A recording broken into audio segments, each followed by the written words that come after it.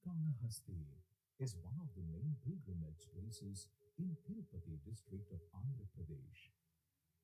Thousands of devotees visit Sri Kalahastishvara temple every day, which is one of the Panchabhuta Sthalams known for its Vayulingam, located near the banks of river Swarnamukhi, and also known for kalamkari, handworked traditional paintings. The art of kalamkari is an ancient form of textile painting which has a rich heritage. Artists have evolved from their ancient art of painting stories through time and fashion. Kalamkari pen is one of the oldest and traditional ways of kalamkari painting. Kalam refers to a pen used in painting. Kari in Urdu means craftsmanship involved, hence called kalamkari. Cotton cloth is bought from the market and washed in plain water to remove starch and dried. Then washed and soaked in a solution of milk and chebulic myrobalan, locally called karakapindi. The cloth is evenly soaked in this solution for 15 to 20 minutes, squeezed to remove excess solution and dried again in natural sunlight for 6 to 8 hours. That makes fabric ready for painting. Burnt tamarind stick, which acts as a charcoal, is used to make sketches. నమస్కారం అండి. నా పేరు వేలాయుధం శ్రీనివాసులండి. నేను ఈ కలంకారీ కళను 42 సంవత్సరాలుగా చేస్తూ జీవిస్తున్నాను. చింత చెట్టు పొలంతో తీసిన బొగ్గుతో ఇలాంటి స్కెచ్ వేస్తాము.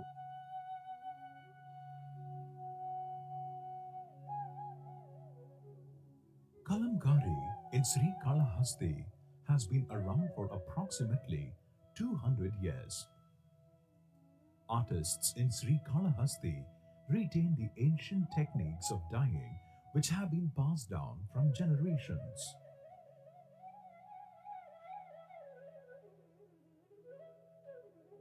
మొట్టమొదట మనకు ముఖ్యమైనది వచ్చి బ్లాక్ కలర్. ఇది వచ్చి కసింకారం అంటాం. దీన్ని తయారు చేసేది ఎలా అంటే ఫస్ట్ బెల్లము, తాటి బెల్లము, ఐరన్ బిట్లు అన్నీ వేసి ఒక 20 రోజులు మరగనిస్తే ఆ బ్లాక్ కలరు తయారవుతుంది. Outlines on the fabric are drawn using kasinkaram, the black color.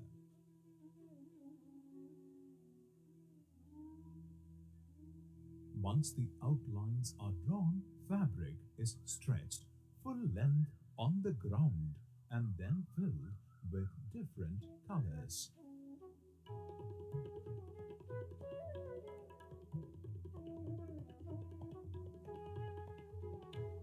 ఇది ఇండుకోబ్లు నీలి రంగు చెట్ల నుంచి తీసింది. ఇది natural colour. The washing process repeats until all the colors are applied. Finally, the cloth is washed, ironed and packed. Kalamkari painting involves a whole 23 to 25 steps of drawing, outlining, hand painting, dyeing, bleaching, washing and ironing. To promote Kalankari at Srikalahasti, there is a lot of advantages is there. The natural flow river of Swarnamukhi.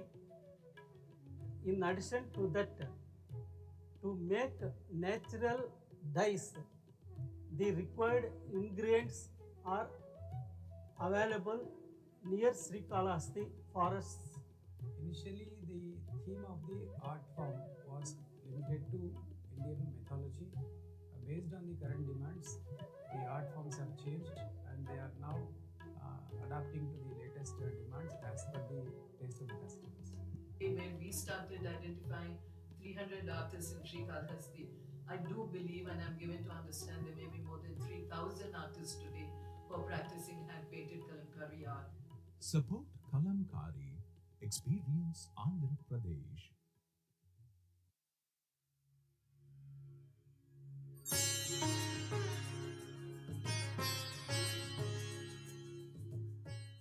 Dindi, a pure blend of blues and greens. Tag along with us to witness the intriguing beauty of Dindi.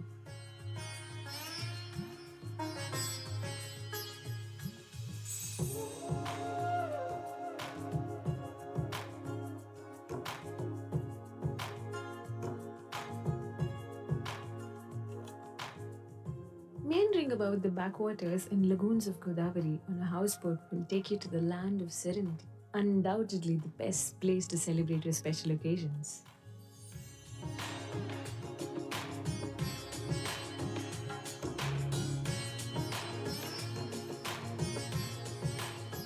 Road travel is too mainstream here. Going on boats is their style.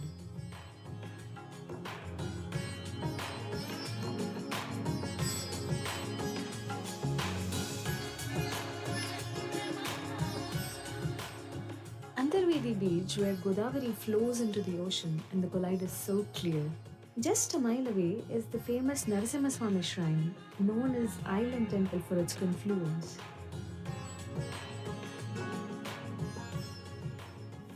Pultarekulu, pulisa fish, are Dindi's delicacies, getting love from all over the world.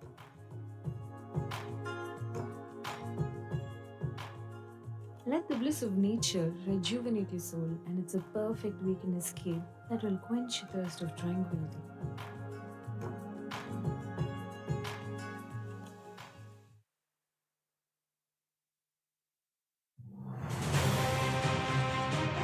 Andhra Pradesh అంటేనే చారిత్రక దేవాలయాలు, విశాలమైన బీచ్లు, పచ్చని కొండలు, కృష్ణ, గోదావరి లాంటి మహానదులు, ఇలాంటి ఎన్నో సహజ సౌందర్యంతో అలరించే అద్భుతమైన పర్యాటక ప్రాంతం. భవిష్యత్తులో ఉండబోయేది ఒకే ఇజం, అది టూరిజం అని నేను ఎన్నోసార్లు చెప్పాను. గౌరవ ముఖ్యమంత్రి నారా చంద్రబాబు నాయుడు గారి మాటలే స్ఫూర్తిగా పర్యాటక శాఖ వేస్తున్న అడుగులు టూరిజానికి కొత్త శక్తినిస్తున్నాయి. ఆంధ్రప్రదేశ్ ని ప్రపంచ స్థాయి పర్యాటక కేంద్రంగా మార్చేందుకు తీసుకువచ్చిన 2024-2029 పర్యాటక విధానం ఏపీ టూరిజంలో కొత్త ఒరవడికి శ్రీకారం చుట్టింది. పర్యాటకానికి పారిశ్రామిక హోదా కల్పించింది. దుబాయ్, జర్మనీ దేశాల్లో జరిగిన అంతర్జాతీయ సదస్సుల్లో మరియు ఢిల్లీ, ముంబై, బెంగళూరు వంటి నగరాల్లో జరిగిన టూరిజం సదస్సుల్లో పాల్గొని ఏపీ టూరిజాన్ని ప్రచారం చేసింది. ఏపీ ప్రత్యేకతలు, అవకాశాలను చక్కగా వివరించి పలు అంతర్జాతీయ ప్రఖ్యాతిగాంచిన సంస్థలు ఆంధ్రప్రదేశ్లో పెట్టుబడులు పెట్టేందుకు ముందుకు వచ్చేలా చేసింది.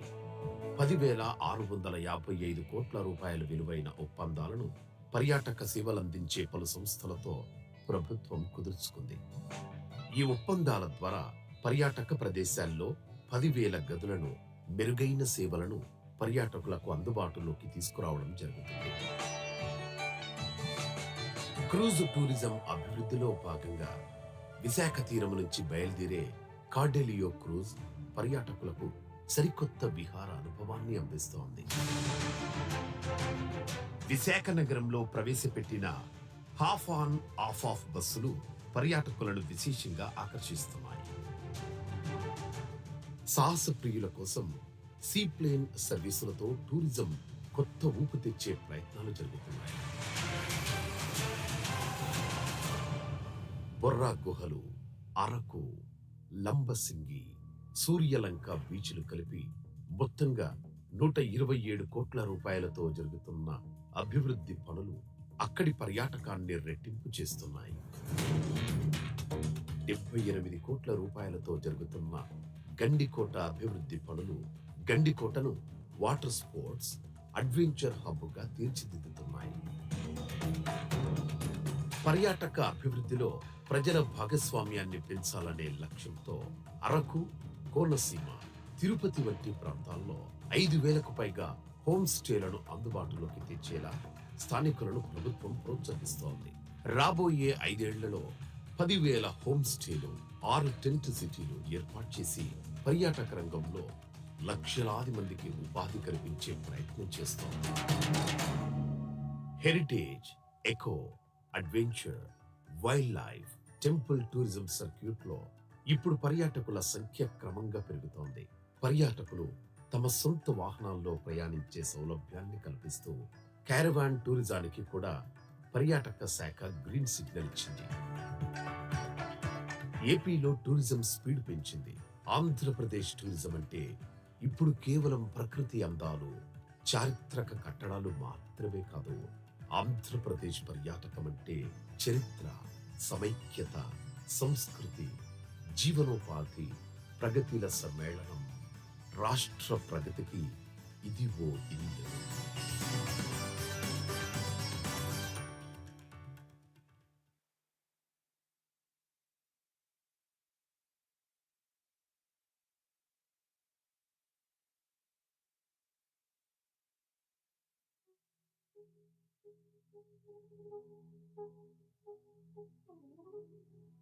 Srikalahasti is one of the main pilgrimage places in Tirupati district of Andhra Pradesh. Thousands of devotees visit Srikalahastishwara temple every day, which is one of the Panchabhuta Sthalams known for its Vayulingam, located near the banks of river Swarnamukhi, and also known for Kalamkari, handworked traditional paintings. The art of Kalamkari is an ancient form of textile painting which has a rich heritage. Artists have evolved from their ancient art of painting stories through time and fashion. Kalamkari pen is one of the oldest and traditional ways of Kalamkari painting. Kalam refers to a pen used in painting. Kari in Urdu means craftsmanship involved, hence called Kalamkari. Cotton cloth is bought from the market and washed in plain water to remove starch and dried. Then washed and soaked in a solution of milk and chebulic myrobalan, locally called Karakapindi. The cloth is evenly soaked in this solution for 15 to 20 minutes, squeezed to remove excess solution and dried again in natural sunlight for 6 to 8 hours. That makes fabric ready for painting. Burnt tamarind stick, which acts as a charcoal, is used to make sketches. నమస్కారం అండి. నా పేరు వేలాయుధం శ్రీనివాసులండి. నేను ఈ కలంకారీ కళను 42 సంవత్సరాలుగా చేస్తూ జీవిస్తున్నాను. చింత చెట్టు పుల్లలతో తీసిన బొగ్గుతో ఇలాంటి స్కెచ్ వేస్తాము.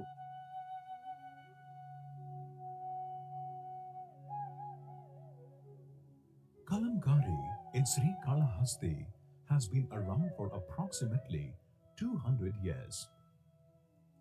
Artists in Srikalahasti retain the ancient techniques of dyeing which have been passed down from generations.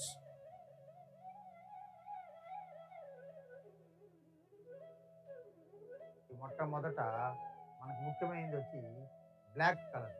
ఇది వచ్చి కసింకారం అంటాం. దీన్ని తయారు చేసేది ఎలా అంటే ఫస్ట్ బెల్లము, తాటి బెల్లము, ఐరన్ బిట్లు అన్నీ వేసి 20 రోజులు మరగనిస్తే ఆ బ్లాక్ కలరు తయారవుతుంది. Outlines on the fabric are drawn using kasinkaram, the black color.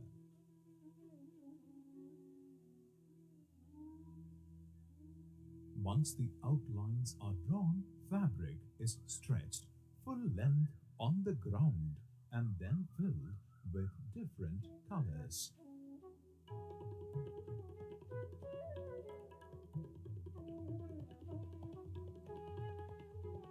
ఈ దిండు కొమ్ములు నీలి రంగు చెట్ల నుంచి తీసింది. ఇది natural colour. The washing process repeats until all the colors are applied. Finally, the cloth is washed, ironed, and packed. Kalamkari painting involves a whole 23 to 25 steps of drawing, outlining, hand painting, dyeing, Namaste. bleaching, washing, Namaskaram. and ironing. Namaskara. Hearty welcome to each one of you on this glorious occasion. Today we are celebrating India, literally. Not just the beautiful city of Visakhapatnam, which is being even more decorated with your presence and smiles. Ladies and gentlemen, hearty welcome to the city of destiny. We are all here to celebrate tourism and travel. Travel doesn't just make our life more happier and easier. It adds beautiful and true value to lives. When we start traveling, we start learning, we start exploring, we start erasing borders. Yes or no? Yes? I know everyone who's sitting here, you must be very proud of what you have been doing, just creating smiles and making great memories to many of the family members and many of those who have been too much stressed in their lives. I don't know. I really want to ask this question. Are you open for questions, everyone? Superb. How are you feeling after lunch? Good? Great. All right. So, what is your escape, if I may ask you, when you want to travel or you want to have something out of your desk? Where do you seek to go? Sorry, ma'am, you can be a little louder. All right. All right. So, ladies and gentlemen, ma'am says we are never on the decks actually. We always enjoy. What anybody else wants to answer this on this? Anyone, anything that you want to share on this beautiful day?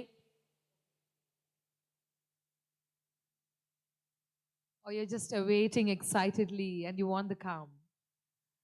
Okay, I'll allow you to sit comfortably and enjoy this beautiful vibe. For some more time, you can breathe a little. You're expecting our Honorable Minister and other dignitaries shortly.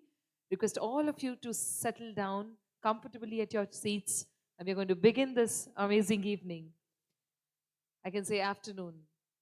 With a huge round of applause. Can we join our hands, everyone? Stay there while you're joining your hands and say namaste to each other. Can you just greet everyone on the table? Everyone, just shake your hands and say namaste.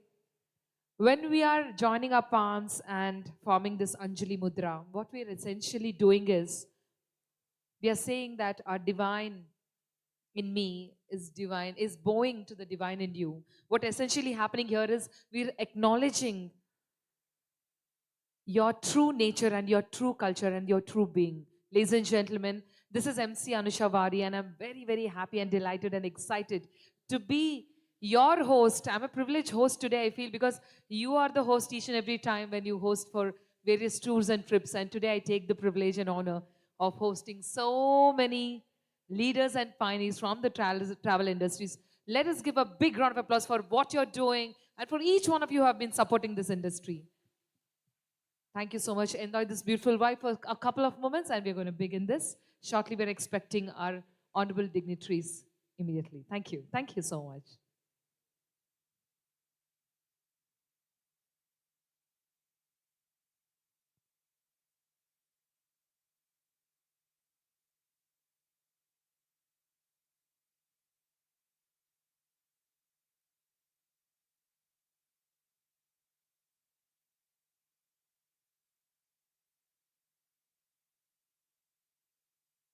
We see our honorable minister is already having a look of the arena.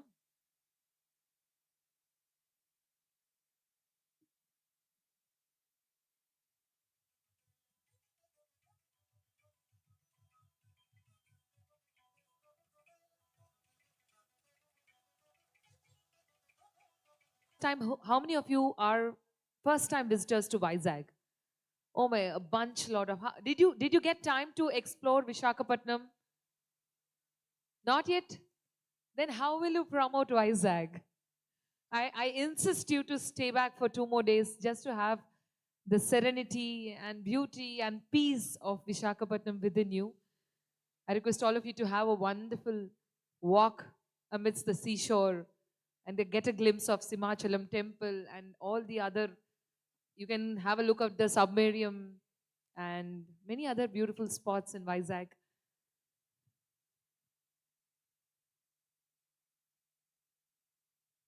While we are awaiting our dignitaries to arrive, a little bit about tourism and Andhra Pradesh. We know that travel is the only thing that that makes you richer. This is what people say. It enriches not just the traveler, but the communities, the culture, and the entire economies, ladies and gentlemen. As the timeless wisdom of Bhagavad Gita teaches us, karmanye vadikaraste ma phaleshu kadachana antaru. They say when we strive hard for perfection and excellence, just keep your head down and keep working hard for excellence in pursuit of excellence, the success automatically follows. Ladies and gentlemen, this is what we are entitled to perform our duties with perfection, dedication, and excellence without being attached to the outcomes and being burdened by any accolades or results. And tourism is such a kind of a duty, a continuous commitment to preserving heritage, empowering people, building partnerships, and shaping a prosperous future.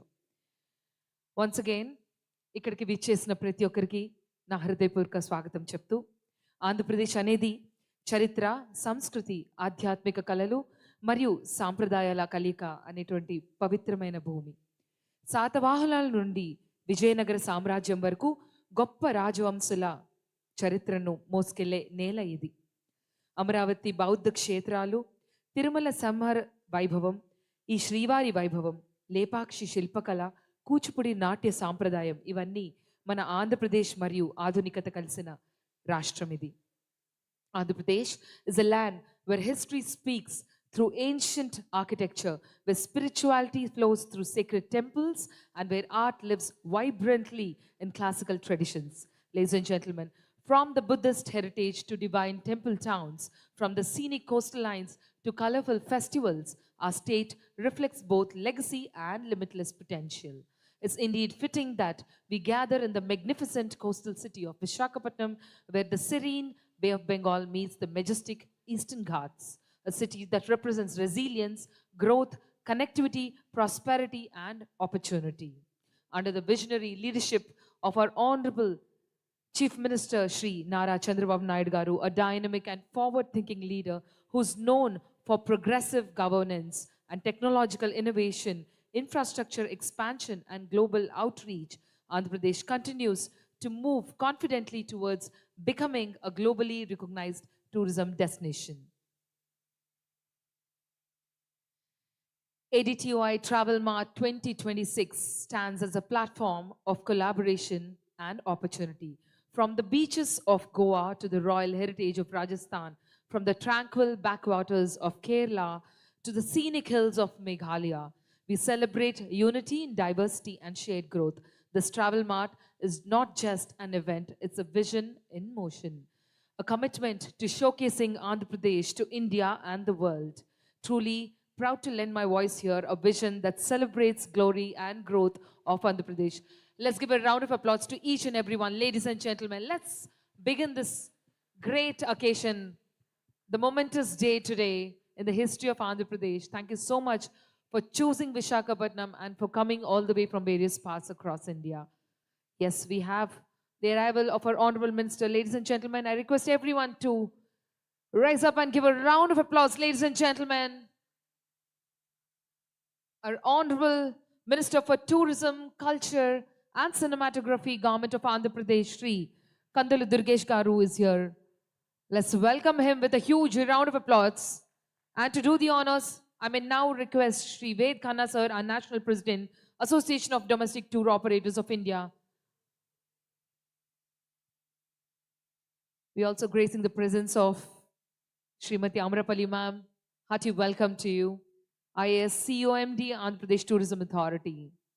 I request everyone to please keep the aisle free, keep your mobile phones in silence, and settle down, please. Thank you.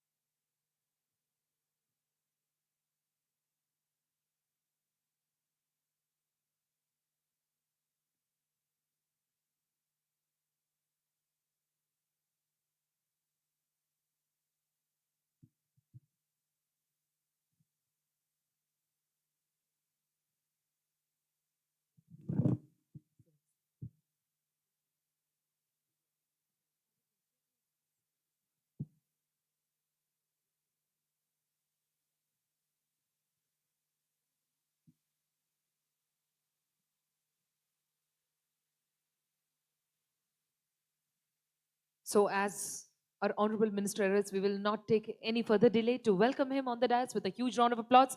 Ladies and gentlemen, let's welcome our Honorable Minister for Tourism, Culture and Cinematography, Government of Andhra Pradesh. And I request Shri Ved Khanna sir, National President, ADTOI, to please join him and welcome him onto the dais. Huge round of applause, ladies and gentlemen.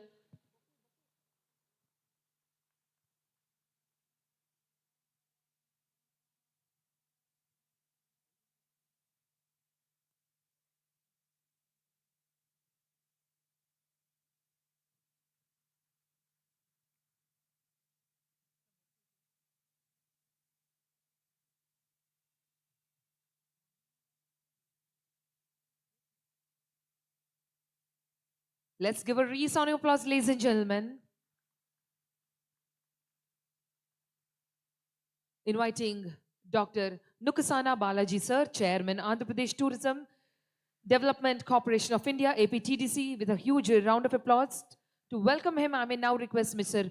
Rajat Sahani sir, Senior Vice President, ADTOI, with a huge round of applause, please.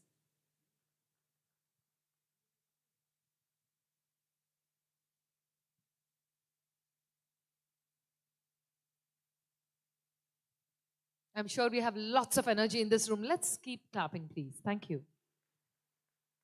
Also, it's my absolute pleasure to invite Mr. Neelu Sharma sir, Chairman, Chhattisgarh Tourism Minister. Let's give a round of applause as we welcome him.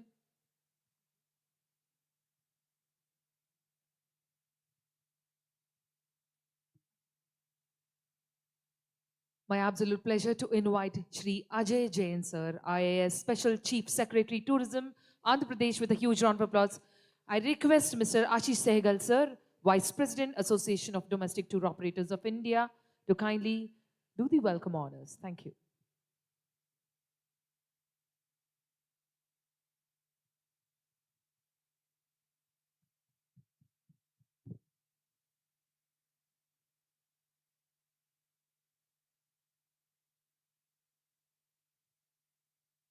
Thank you so much, sir. Alage, it's my absolute pleasure to invite Srimati Amrapali ma'am, IAS CEO and MD, APTA, with a huge round of applause. And to welcome her, I request Mr. Dilip Gupta sir, Mr. Dalip Gupta sir, General Secretary, ADTOI, to kindly join on the dais, please. Let's keep the energy flowing. Keep your hands joining together. Thank you.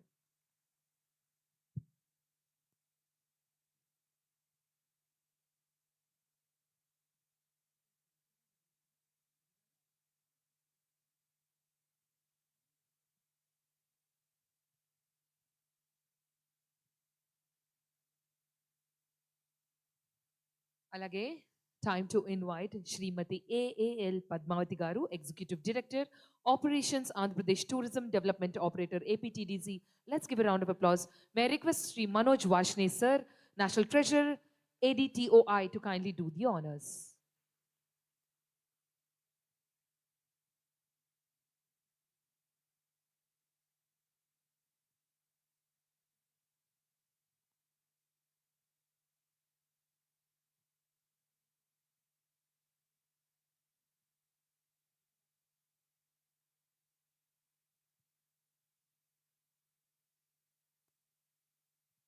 Thank you so much, sir. May I now request our Deputy CEO, Srinivas Garu, to please come on dais. Give a big round of applause as we welcome the Deputy CEO, APTA, and I request Mr. Pinkal Shah, sir, Gujarat Chapter Chairman, to kindly do the welcome honors. Thank you.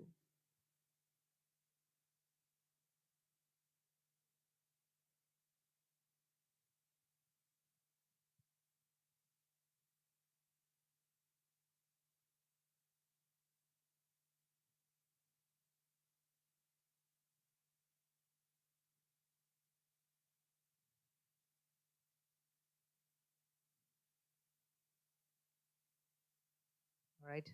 I also request Shri Vijay Mohan sir to kindly welcome officially Shri Ved Khanna sir, President, ADTOI, with a bouquet. Let's give a round of applause, ladies and gentlemen. Shri Ved Khanna sir, President, Association of Domestic Tour Operations of India.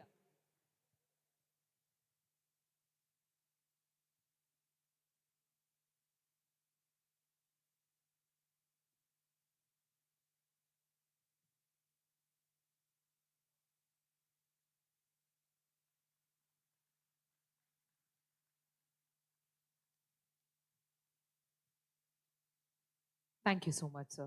I also request Mr. Nitish Gupta, sir, Joint Secretary, ADTOI, to kindly do the welcome honors for Shri Vijay Kumar Garu, Chairperson, APTM. Let's give a round of applause, please. Mr. Nitish Gupta, sir, Joint Secretary, ADTOI.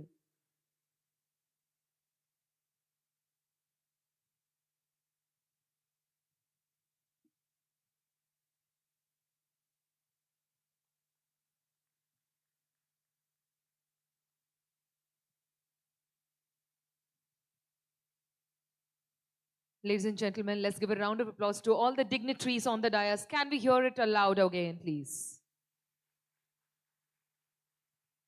ఎటువంటి కార్యక్రమైనా ఒక చక్కటి దీపారాధనతో మనం మొదలు పెట్టుకుంటూ ఉంటాం. మరి ఈ రోజు కూడా let's invoke the blessings of the divine. May I request all the dignitaries to kindly join for the lamp lighting, please.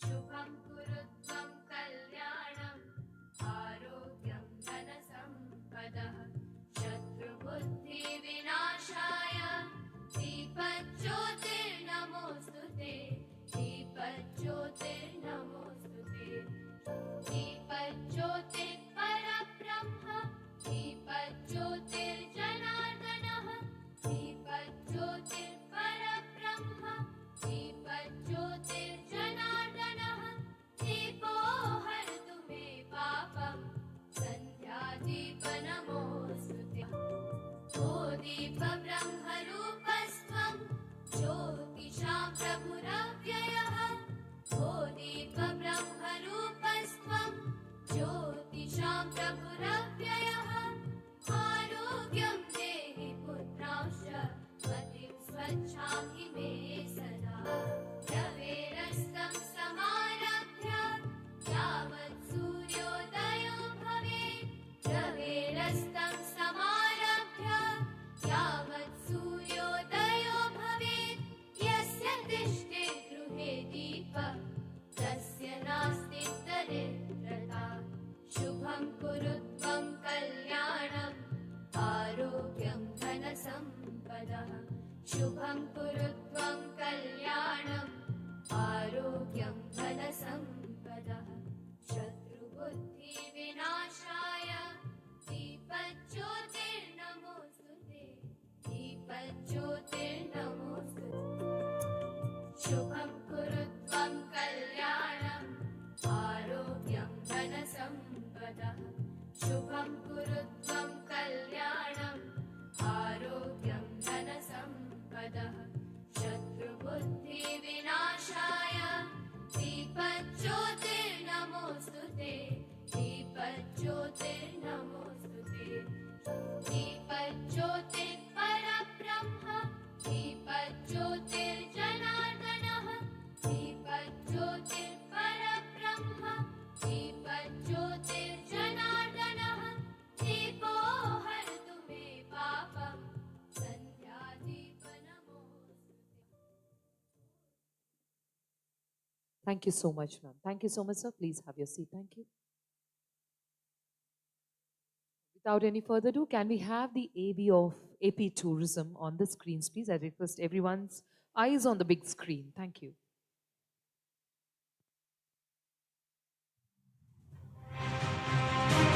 Andhra Pradesh is an incredible tourist destination, home to historic temples, vast beaches, lush green hills, and majestic rivers like the Krishna and Godavari. It is a land blessed with abundant natural beauty that captivates every traveler. భవిష్యత్తులో ఉండబోయేది ఒకే ism, అది tourism అని నేను ఎన్నోసార్లు చెప్పాను. The words of the Honorable Chief Minister Shri N. Chandrababu Naidu serve as the inspiration behind the Tourism Department's renewed efforts to infuse fresh energy and purpose into the sector. The Andhra Pradesh Tourism Policy 2024-2029 has been launched to transform the state into a world-class tourism destination. With tourism now granted industrial status, the doors have been opened to large-scale investments and global partnerships. The state has actively participated in international tourism summits in countries such as Dubai and Germany, as well as in major Indian cities like Delhi, Mumbai, and Bengaluru to showcase AP's vast tourism potential. These initiatives have sparked interest from several internationally renowned organizations, resulting in investments worth rupees 10,655 crore through agreements with various tourism service providers. As part of these projects, 10,000 new hotel rooms and enhanced facilities will soon be available to tourists across the state. In line with the vision to promote cruise tourism, Cordelia Cruises has commenced operations from Visakhapatnam, offering travelers a new and exciting sea experience. The launch of hop-on, hop-off buses in the city has also been warmly received by visitors. Efforts are currently underway to introduce seaplane services, bringing further momentum to adventure tourism. Development works worth rupees 127 crore are in progress at key destinations such as Borra Caves, Araku Valley, Lambasinghi, and Sri Lanka Beach, further enhancing their tourism appeal. Similarly, rupees 78 crore is being invested in Gandikota to develop it as a hub for water sports and adventure tourism. To foster community participation, the government is encouraging local residents to offer homestay accommodations in regions like Araku, Konasima, and Tirupati. Over 5,000 homestays are already operational, and the goal is to establish 10,000 homestays and 6 tent cities in the next 5 years, creating employment opportunities for thousands. Tourism in Andhra Pradesh is thriving. Wildlife and temple tourism with a steady rise in visitor numbers. To enhance travel convenience, caravan tourism has also been introduced, allowing travelers to explore the state in their own vehicles with comfort and freedom. Today, Andhra Pradesh tourism is not just about scenic beauty or historic monuments. It is a vibrant reflection of the state's history, unity, culture, livelihood, and progress. Truly, a driving force of development for the entire state.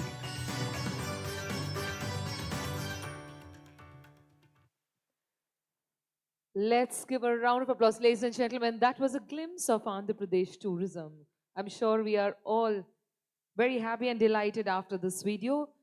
Ladies and gentlemen, without any further ado, it's time to welcome all of you officially on behalf of this event.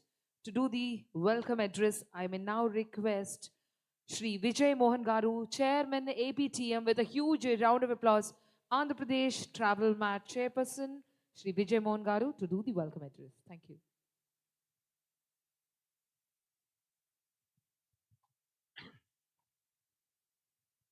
On behalf of the ADTOI members, I would like to welcome Padil Dinesh Garu, our Minister for Tourism, Balaji Garu, Ajay Jain sir, Amarpali ma'am, Padmavati Garu, Srinivas Garu, and Ved Khanna. Sir, I am sure this ADTOI Travel Mart, which achieved its purpose of actually being the first B2B event that we have actually done, sir. And the morning session of B2B, which I had asked even my company and all the travel agents and hotels, had said they had seen a 40% more than what they expected in the first session. So relatively, I think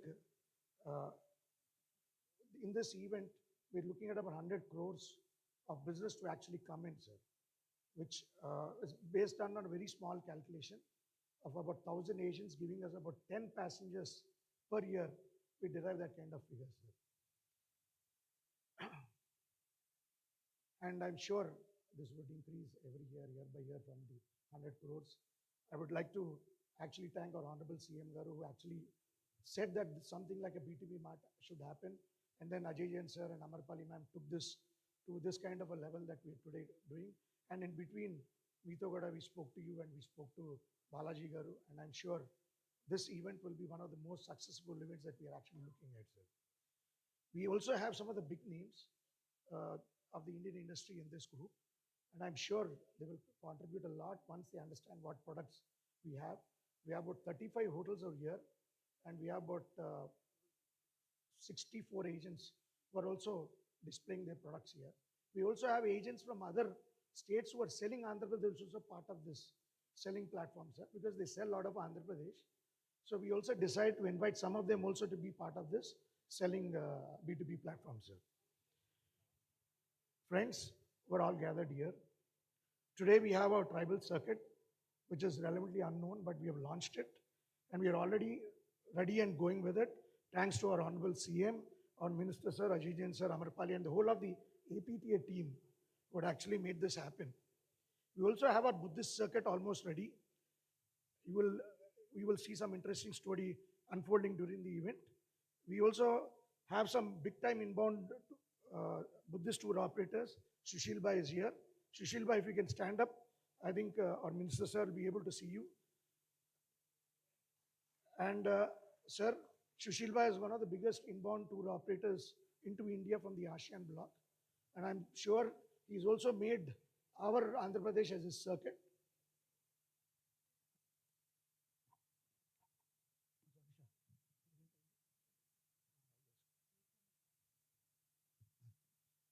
Sir, I request you to kindly come up.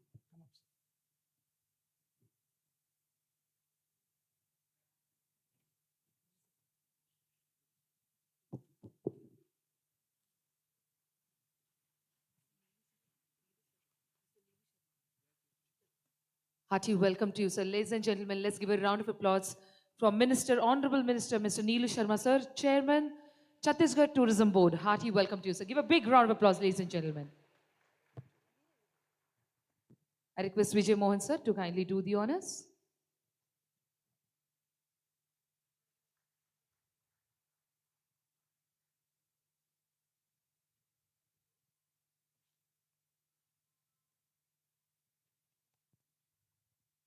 Sir, we welcome you.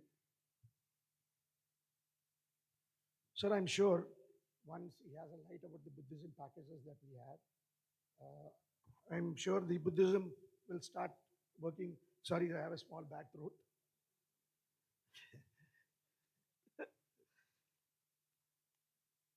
Sir, and coming to the Buddhism circuit, we are creating our stories.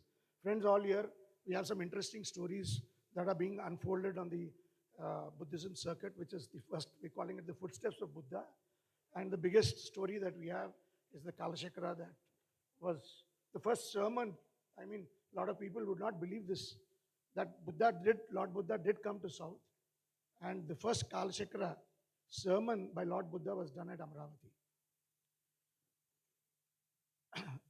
Sir, we need to unlock the potential, and we need to look at targeting the ASEAN market, which has about 240 million in the ASEAN and 640 million Buddhists in China, Korea, and Japan, and Taiwan, which makes it about 900 million of Buddhists, sir. So this is our real potential market that we should actually look at, sir. Sir, our request, since our think tank is here, our tourism think tank is here, we need to have our shack policy as quickly as possible, sir, so that we could target the CIS countries. Because Vizag can be an half alternative to Goa, sir. Because since Goa today has lost out, most of the charters today are going to Sri Lanka. So I'm sure we can be another alternative to Goa, sir. And without shacks, it would be very difficult if the shack policy comes in. I'm sure Madam is already working on the shack policy. And if it can come out quickly, I think we will also be another country. So sir just announced that the shack policy in principle has been approved in the cabinet. Sir, the other thing is the trekking circuits, if they can be marked with the GPS. The Jindagada is the highest point in the Eastern Ghat. And sir, the land of the Shakti Pitas, to all our members here, we have 3 Shakti Pitas in Andhra Pradesh. One is Srisailam, out of the 18 Shakti Pitas. One is Pitapuram and the other is Draksharam. And we're just about 150, 170 kilometers away from here. So that's the big story that we have, the 3 Shakti Pitas. And sir, we would also request you to launch the AP Specialist Program, where agents can understand what Andhra Pradesh is all about and they can become the specialists of Andhra Pradesh. Sir, there is so much to say and so much to ask the government, but since we'll have to move forward quickly, I would end up requesting the government to form a MICE bureau, sir. The MICE bureau will draw a lot of MICE. We would be able to bid for events. We would be able to channelize the real way of bringing in MICE into Andhra Pradesh. We've been getting a lot of MICE over the last 1 year, sir. But with the MICE bureau, I'm sure we will be able to bid events, the national events and international events, and I'm sure we'll be able to draw in, sir. And we are actually becoming a cruise hub now in Vizag is becoming a big cruise hub. Again, in July, August, September, we have cruises coming into Vizag, sir. So if we can take advantage of really creating a real cruise hub. And sir, our last request, since today we have about 600 agents here, why don't we launch Visit Andhra Pradesh 2027, where we are already getting most of the things done, sir. Our stories are being done, our circuits are being done, our videos are being done, we're creating digital libraries. We are actually on the right path, sir. If we can launch Visit Andhra Pradesh 2027, I think we will be doing next year also, we'll be again creating a big vibe. So again, agents will be looking at Andhra Pradesh and I'm sure we will be able to take Andhra Pradesh to the next level, sir. Thank you, sir.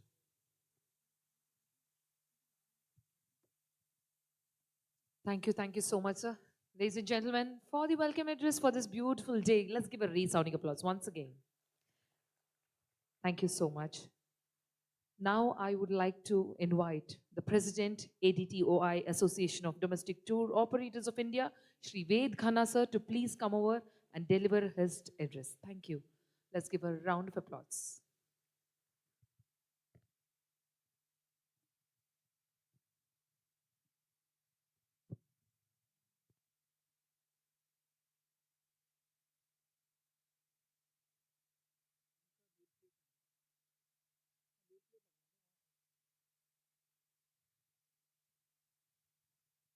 As destiny decides, earlier this prestigious event was supposed to be held in September last year.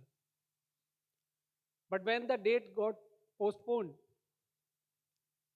in the upcoming meetings, we discussed the current dates, and I remember when Ajay ji and Amrapali ma'am were asking that on the same dates you will be having Shivaratri. So is it going to be an obstacle or will it be an USP? So now see the numbers. Nothing could have been better than this, the day today when in mythological order the Shiva's Bharat has arrived at Parvati's place. So I welcome you all to the land of Shiva, Mallikarjun, Andhra Pradesh, and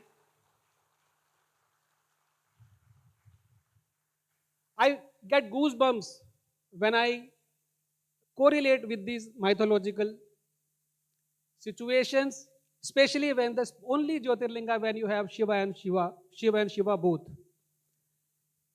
I was fortunate to meet the Honorable Tourism Minister at the CII, and he also, took active part in that storytelling, which is the key essential part of nowadays. Tourism moves as per inclusive experience. The days are gone when you board flight, go to the hotel, do some sightseeing and come back. But now you go for immersive experience and storytelling is an integral part of that. So after a gap of 5 years, when the last convention of ADTOI took place in Kevadia in February, identical dates almost in February 2021, after the first wave of COVID, when the domestic tourism was struggling bad, the strong message was given by the domestic tourism that it is the only tourism which can build the nation, and it was proved by all the tour operators sitting in this house. For a big round of applause for you all. ADTOI's slogan is that the domestic tourism is our strength, and this is proven time and again. To welcome you, Honorable Minister of Tourism and Culture, Shri Kandula Durgesh ji, this has been a big support of you. Andhra Pradesh, I was just mentioning on 13th of October when the All India Tourism Secretaries meeting had, took place in Delhi. And when the tourism secretary of the country was, chairing. And I mentioned it categorically that Andhra Pradesh has taken it leaps and bounds to revive and to move. Lot of states are taking domestic tourism as an autopilot mode. But then, if tourism is the giant wheel, the metal in the wheel is domestic tourism, and it has to get the momentum, and it should keep going on. This is one of the largest gathering of ADTOI. Today, we have exact numbers we can give thanks to the digital technology that we are 485 tour operators who are exclusively working for domestic, then allied tour partners also. The numbers are, Honorable Tourism Minister, of 525, and including, this number does not include the Andhra Pradesh tour operators and sellers. We got near 700 registrations. Perhaps this is the only time when our own members got disappointed a bit because we could not accommodate each one on the panel and in the database. But thanks to each and every one, those who could make it, and thanks to those also who tried, but I'm very sure this is going to come again and again. So Vijay, I was mentioning about the strategy about the sales. So I have a different order to speak when I get to know about how the tourism can be brought, especially like a state like Andhra Pradesh. The only state in the country which has got the largest coastal line. And I was fortunate to be a part of the Andhra Pradesh Tourism Authority, especially Ajay Jainji and Amrapali ma'am, who have been working very closely with our team, and we were giving directions. We cannot ignore, rather I would say we should be proud about the Honorable Chief Minister Chandrababu Naidu ji's, whose vision is tourism. I often mention that 30 years back when he saw technology, now look around you, you can't move without technology. And we proudly say, he says, I quote his words, that the only ism will survive, nothing, socialism, capitalism, only tourism, tourism is the ism which will survive. So only ism, he says, and we proudly take that, sir. And how we will do it, I just have something. Just to show, there are different lanyards around your neck. Have you seen those lanyards? Each lanyard tells a different story. What is the story? For the last couple of months, I have been watching very closely the Andhra Pradesh government, what they are doing to revive, to bring more and more numbers and to make Andhra Pradesh tourism potential. So they have very systematically designed 7 anchor hubs, 25 thematic itineraries. Now, if you see around your neck, you have been divided into 7 groups. As I mentioned, I am a salesperson. So how I'll bring, if the government has invested some money on you, this is time to pay back. How you are going to pay back? Now, as per my understanding and creativity, the whole managing committee decided that this is the best way to do it and go not the typical way, and we decided to make 7 anchor hubs, lanyards, so that to remind you, each one of you belong to this area. And if we take the average age of all the honorable members sitting in this hall, let's say 50, bring these many people till you cut your next birthday cake to this state. That is the only commitment you have to make with yourself. Please make this commitment. And once we make this commitment, Honorable Tourism Sir, we will be touching 25 crore plus figure if I take 10,000 spent of an average tourist coming to Andhra Pradesh. If you go to each and every destination, closely, you will see a lot of things to be described, whether storytelling, whether the tourist experience. The state has to offer plenty. As I earlier mentioned, longest coastline, and one of the most, humble persons in the country, and you would love to come the destination. In the Kohinoor of the eastern coast of India, the shape of a veena, the instrumental, what we play, in our mythology, again coming back to my mind, this state has got everything to deliver. Now the onus lies completely upon us. I truly, from the bottom of my heart, and on behalf of each and every member of my association, I welcome Honorable Minister Shri Kandula Durgesh ji, Dr. Balaji, Mr. Neelu Sharma ji, Mr. Ajay Jain ji, Ms. Amrapali Kata ji, Ms. Padmavati, Mr. Srinivasan, Mr. Satish Sehrawat ji, President ITTA, Mr. NSN Mohan, Vice President SCAL, Mr. Vivek Acharji, MD, Chhattisgarh Tourism Board. Now, I will conclude myself.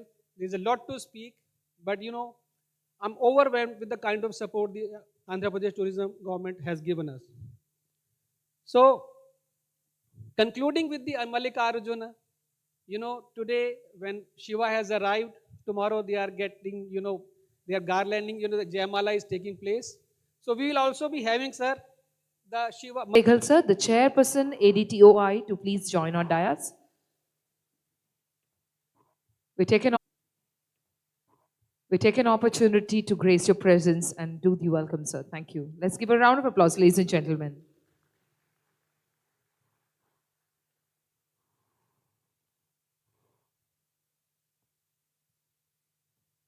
To do the next address to all of you, ladies and gentlemen, my absolute pride and honor to invite Srimati Amrapali Kata ma'am, IAS CEO and MD, Andhra Pradesh Tourism Authority, with a huge round of applause for the lovely lady sitting there.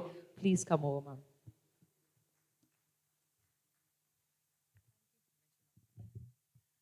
Respected dignitaries on the dais and tour operators from across the country, it's a great honor, and I'm personally very excited to host and invite all of you to Visakhapatnam and Andhra Pradesh. You're all the architects of was done by ADTOI, so I'd like to thank ADTOI for the excellent and extraordinary efforts they've put in working with AP government and making this event a huge success. I just want to take this as an opportunity to pitch Andhra Pradesh to all of you. Andhra Pradesh is just not one destination, it's a portfolio. We have beaches, temples, spiritual sites, Eastern Ghats, history, and very beautiful handlooms. We are currently one of India's most underpriced destinations. It's a huge opportunity for all of you. What is 50,000 somewhere else is just 25,000 here. We have same landscapes, fewer crowds, and better margins. So this is a great opportunity, which I hope you all seize.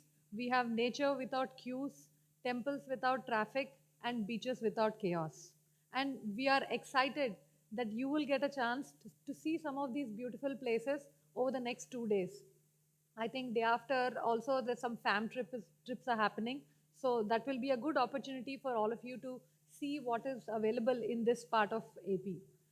We are actively working with a variety of tour operators already to co-create products. Coffee trails, immersive tribal experiences are just a small instance of what all we are doing. And we would like to work with all of you and innovate and create more products. We will facilitate and de-risk your efforts, whether you want to do soft launches, pilots, trial runs. Our team and the tour operators of AP will work with you to make it as smooth and as facilitative as possible so that you can innovate, build brands, and create opportunities. Our unique handicrafts and handlooms, fishing communities, temple rituals, village food offer organic and authentic experiences to tourists. And we know these are all increasingly rare where everything is just Insta ready and fake. So that is another great opportunity. And there are a lot of new routes and new circuits which you will get to know over the next 2-3 days. But a sizable portion is just white space as of now. and this can become a branding opportunity for all of you. We want to have a variety of products targeting different price bands, from backpackers and students to luxury and pilgrims. And this effort we are making sure we do in every aspect of our tourism positioning, whether it is creation of destinations or bringing in the tourism infrastructure or working with tour operators and products. One of the greatest opportunities of AP is that we have a very unique geography. We are driving distance from 3 metros and 5 state capitals. Chennai, Bangalore, and Hyderabad are just 3 to 4 hours drive away. That is, I think, around 3 crore bored people thinking, what do we do this weekend? So let's provide them something to do for the weekend. We have one of the strongest temple and spiritual circuits in the country, with Tirupati at the heart of it. We have multiple Shakti Pitas and Jyotirlingas, ancient temples, and this is your high volume, predictable business. Tirupati is the largest temple destination in the world, handling lakhs of people per day, per week, in a very smooth and seamless way. And that is just one part of what AP's temples and spirituality have to offer. Our efforts over the last 1 year are already reaping benefits. We have seen unusually heavy footfall this season, and we are confident that this will keep increasing. One of our endeavors is to redefine what is season for the state, because what people generally may believe is that winter is the only opportunity here, but actually we are coming up with a variety of products designed for each season, so that different opportunities are available irrespective of which month it is. And we have taken this enthusiasm across the tourism sector offerings. We are also working with a variety of private investment and brands in the hotel and hospitality industry to create spaces where tourists can stay, and this has reaped a lot of success already. Where we had around 4,500 star category rooms at the beginning of last financial year. In the last financial year alone, we have given incentives for more than 5,500 rooms in the state, which is more than doubling the state's capacity. And all these will become unique brand points, which will bring in their own tourist footfall. So with this basic pitch, I would like to invite you for the next 1.5 days, where we will be through a variety of panel discussions, visits, and intimate interactions, showcasing various facets of Andhra Pradesh. Thank you all once again for coming. Thank you so much, ma'am. That's almost A to Z of Andhra Pradesh that you have covered. Ladies and gentlemen, once again, for the lovely lady there, let's give it up. It's my absolute pleasure to invite Shri Vivek Acharya sir, MD Tourism Chhattisgarh, to now give an address to the gathering. Thank you. Let's give a round of applause.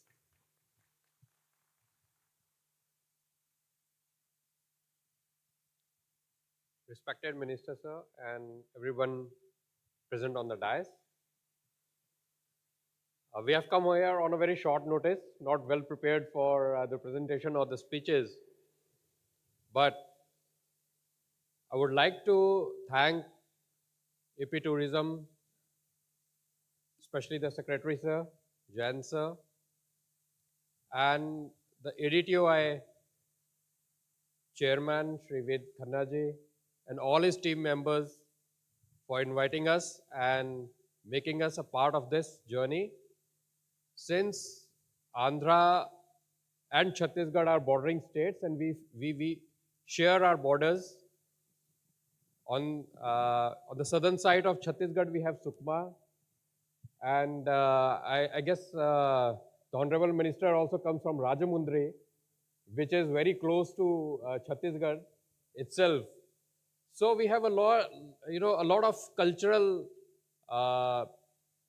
coherence between Chhattisgarh and Andhra. As MD Amrapali ji was also saying, that Andhra Pradesh is, somehow understated, but I use the same statement for Chhattisgarh as well. There's, in tourism, we are, the tagline of Chhattisgarh is full of surprises. So whosoever comes to Chhattisgarh you know, first of all, we have to drag people to come to Chhattisgarh because somehow we have got that negative connotation, which in fact Andhra also had to face because of Naxalism. Now, once, you know, this problem has been wiped out from your state, we are at, you know, the core end of ending the problem in Chhattisgarh as well. So now the vacuum that has been created, we have to fill it by tourism. And let me tell you, we have the most beautiful places in Chhattisgarh. If I tell you, I come from a land where हम राम की पूजा करते हैं, but Ram's mother, Kaushalya, the only Kaushalya temple in India is in Raipur. Mata Kaushalya was from Raipur. We have all heard stories of Love and Kush. घोड़ा रोका था उन्होंने अश्वमेध यज्ञ का. कहाँ रोका था? It was in Chhattisgarh. Everybody knows about Kalidas ने मेघदूत लिखी थी. It was written in Chhattisgarh. India के emblem में लिखा है सत्यमेव जयते, which comes from Manduk Upanishad, which was written by Rishi Manduk, and it was written in Chhattisgarh. So we still have that island, Madku Dweep. Ram ने 14 वर्ष के वनवास में he spent 14 years of his exile in the Dandak van. Sundarkand में हम सब लोग पढ़ते हैं दंडक वन. तो दंडक वन कहाँ है? Is in Chhattisgarh. 5 Shaktipeeths come in Chhattisgarh. The only place where ulta pani normally flows with the gravity, but in Chhattisgarh it flows against the gravity because of the magnetic field. We have a bouncing land where you jump and it shakes like an earthquake. It is in Chhattisgarh. So you have stalagmite and stalactite caves in Andhra. We do have it in Chhattisgarh. And there is Kanger Valley National Park. Dehradun से जो साल का जंगल start होता है, that finishes in Bastar, और जो teak Andhra में है और तमिलनाडु तक जाती है, that starts from Chhattisgarh.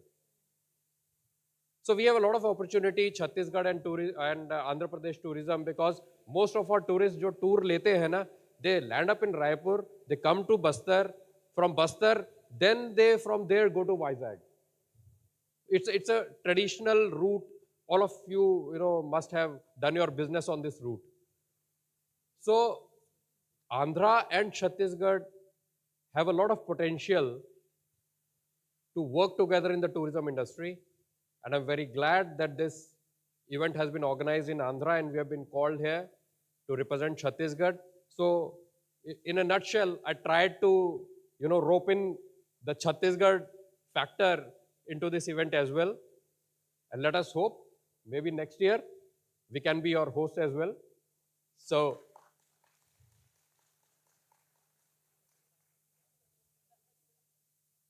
with these points, I conclude my speech.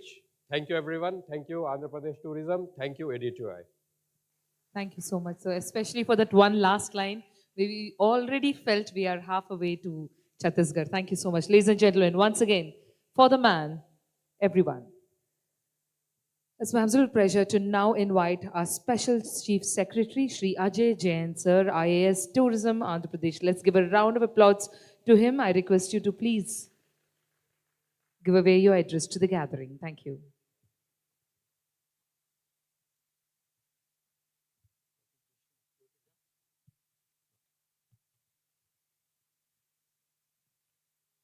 Good afternoon, everybody. Chief guest of today's function, Honorable Minister for Tourism, Shri Kandul Durgesh Garu, Chairman APTDC, Shri Balaji Garu, Chhattisgarh se aaye Chhattisgarh Tourism Board Chairman, Shri Neelu Sharma ji, our MD Amrapalli ji, Shri Vivek Acharya, ADTOI President, Shri Ved Khanna, Mr. Ashish Sehgal, and also Mr. Vijay Mohan, and our Executive Director Padmavati Srinivas, then most important, all the members of ADTOI, members of hotel industries who are present here, and also members of the media. First of all, on behalf of the government of Andhra Pradesh, our Honorable Chief Minister, Honorable Ministers, and also on my personal behalf, I would like to extend a hearty welcome to all of you who have taken your time to visit this beautiful city, the city of destiny, Visakhapatnam. Friends, I was told by Mr. Vedji that 9 years back, in 2017 also you had assembled here. And again, after 9 years, we are all meeting here. And also, I was told that the last ADTOI meeting was in Kevadia in 2021. So it is almost that after a gap of 5 years, the ADTOI is conducting their conference and so many people have come. So it's a matter of great pleasure for all of us that you all are here. Well, friends, as far as Andhra Pradesh is concerned, already Amrapalli has given some small brief. I think this is a very good platform wherein all the tour operators come, some of the hotel players come. So you can visit some parts of the country. You can see what that particular state has to offer and also do some good business with the hotel industries. Well, friends, I have a small presentation on Andhra Pradesh. So I would just take you through to the main points. And then, of course, the Honorable Minister would be presenting the key. Now, what Andhra Pradesh has to offer? See, friends, as I said, beaches and coastals. So we have more than 1,000 kilometers of coastline. The beaches of Visakhapatnam, you would be seeing the Rishikonda beach, the RK beach, the Bhimli beach. And also we have Sri Lanka beach. So beaches are there. And then ecotourism, nature and wildlife is there. Then, of course, temples. You all know Tirupati Balaji temple. Then the Srishalam temple. And also the Shakti Peethams. Here we have Simachalam temple. Then culture and heritage. We have the Grand Canyon of India. Gandikota is there. Lepakshi is there. And the adventure tour operators, those who are in that field. We have got nearby Araku. I'm sure some of you must be visiting. And then rural and tribal and culinary. So I would say we have got the beaches of Goa. And then we have got the temples of Tamil Nadu. We also have the forests of Karnataka. We have the backwaters of Kerala. So why visit all places when you can visit only one Andhra Pradesh? You will find everything. So it is all in one, which is there. Different experiences are there. You can all, see it in one place. That is what Andhra Pradesh has to offer. And then, as in terms of domestic tourism, actually plays very, very important role. While foreign tourists are important, but then ultimately in India, I think it is the domestic tourists. We have a huge market. We have 140 crore people. So huge market is there. So I think while, foreign tourists will account, for example, in our state, they are hardly less than 0.1%. But domestic tourists, we are number 3rd or number 4th. And with now, after this conference, I am sure we would leap to, if not number 1, at least definitely to number 2. If each one of you also bring at least 10,000 tourists in next 1 year, we will be definitely reaching to number 2 position. Then in terms of the backwater, you will be surprised. Many people do not know. In Konasima, which is the Godavari, our Honorable Minister hails from that place, beautiful backwaters are there in Konasima. And then also the Grand Canyon in Gandikota temple I have already mentioned. So these are some of the products which we have to offer. In terms of tourism growth, this year has been particularly excellent for Andhra Pradesh tourism. We have grown by almost 30%, and most of the demand has been driven by domestic tourists only. So as far as Andhra is concerned, we view domestic tour operators as our most valued partners. So you are our most valued customers also, and you would be bringing the clients as far as the Andhra Pradesh tourism is concerned. This is our vision for tourism. Then friends, we have brought out a new tourism policy. Our Honorable Chief Minister, as Veji was saying, he believes that it is the tourism which would be the biggest driver for economic growth. Now we are all seeing the changes which are happening. The way artificial intelligence is coming. It is going to definitely create some jobs, take away many jobs. We do not know which area it would affect. Everybody is struggling. We have got a national AI conference, international AI conference happening soon in Delhi. So we know. Manufacturing also, some jobs may go. But one sector I am sure where jobs will be created is tourism. So that is the importance. So the new tourism policy has come, particularly for hotel industry, offers lots of benefits. There are big hoteliers. I am seeing some of them, sitting here. some of them are already setting up. Mr. Mahapatra ji is there from Atmosphere Core. So they are setting up a very big hotel in Tirupati. They are also looking at properties in Visakhapatnam. And today I can see, say in last 1 year, we have attracted more than 31 projects have been cleared by the state cabinet with more than 5,000 keys. And these are all star hotels because of the policy which we have, which offers the capital subsidy. We offer the SGST reimbursement. So because if tourism has to grow, naturally the room inventory has to grow. Our total room inventory of classified hotels is only 5,000 as of date and 15,000 others. That means we have only 20,000 rooms. And Honorable CM has given a target. It should be increased to 50,000 by 2029. And already, as I said, 5,000 we have already cleared. And we have signed here only in Visakhapatnam Partnership Summit. We have signed MOUs for 11,000 rooms. And they are not merely MOUs, the projects are getting materialized. The lands are being given, the hotels are being set up. So I'm sure that particularly as far as Andhra Pradesh is concerned, Visakhapatnam is going to be a big MICE destination. Here now we have got one international airport which is coming up at Bhogapuram, very close to this place. Direct flight connectivities would be there from most of the metros, which is missing. Vijay was mentioning one of the major constraints for Visakhapatnam, Vijayawada and Andhra Pradesh is that flight connectivity from other capital cities is not there. I'm sure that once this becomes, and our Honorable Civil Aviation Minister, Mr. Ram Mohan Naidu, Union Minister, hails from this place only. He is from Shikakulam.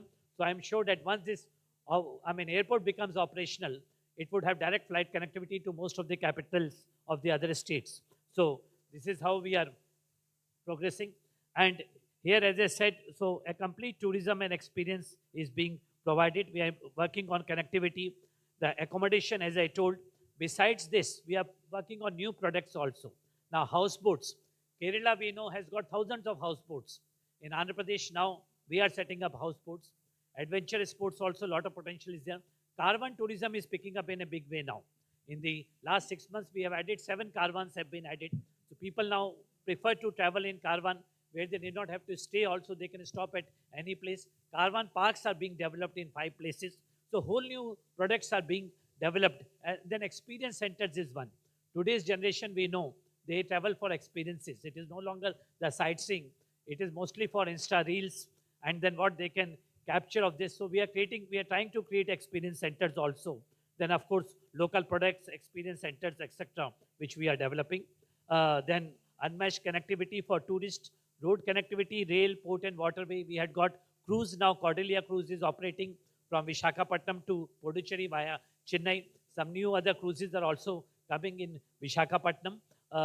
And then, as I said, major hospitality brands which are present in Andhra Pradesh or which are going to come in Andhra Pradesh. We are getting Oberoi. They are setting up in 5 locations, including Visakhapatnam, just 20 kilometers from this place.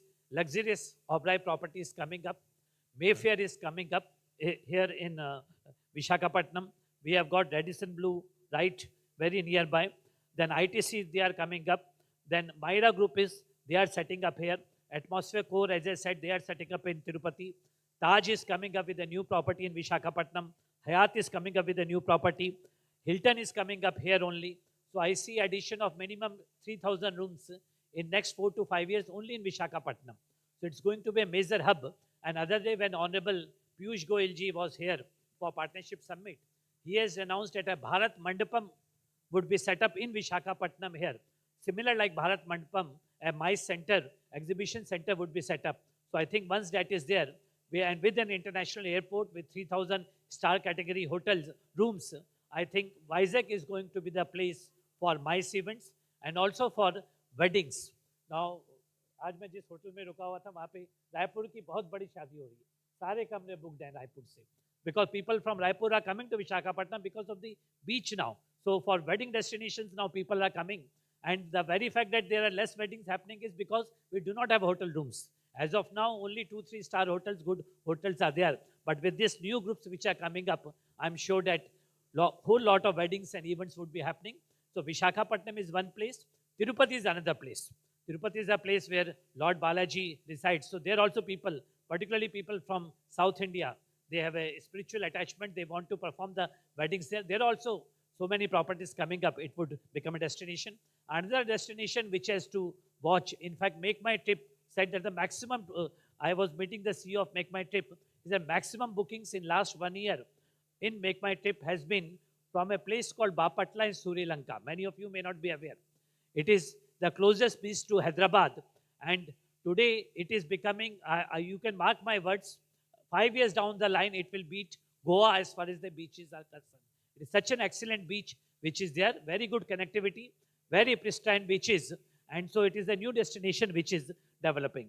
So these are some of the circuits and anchor hubs which we have developed. Temple circuits are there, Buddhist circuits are here very nearby, beach circuits, river circuits, cruise, ecotourism, and seaplane also in 9 places.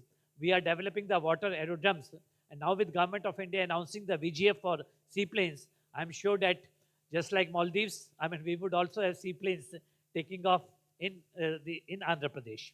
Now, districts with unique craft tales, as I said, experience centers are there. We have got this handicrafts and all, but like Araku coffee, it is very, very popular now. So we are trying to propagate it further. So it should reach. Similarly, all these places which I have mentioned, they are famous for handlooms and handicrafts. Now we are trying to develop the experience centers here. So these are some of the eco retreats, the Papi Kondalu, the belt of Konasima and all. Excellent places, the Koringa Sanctuary and all. So I think more needs to be explored. So I would request all the domestic tour operators who are present here.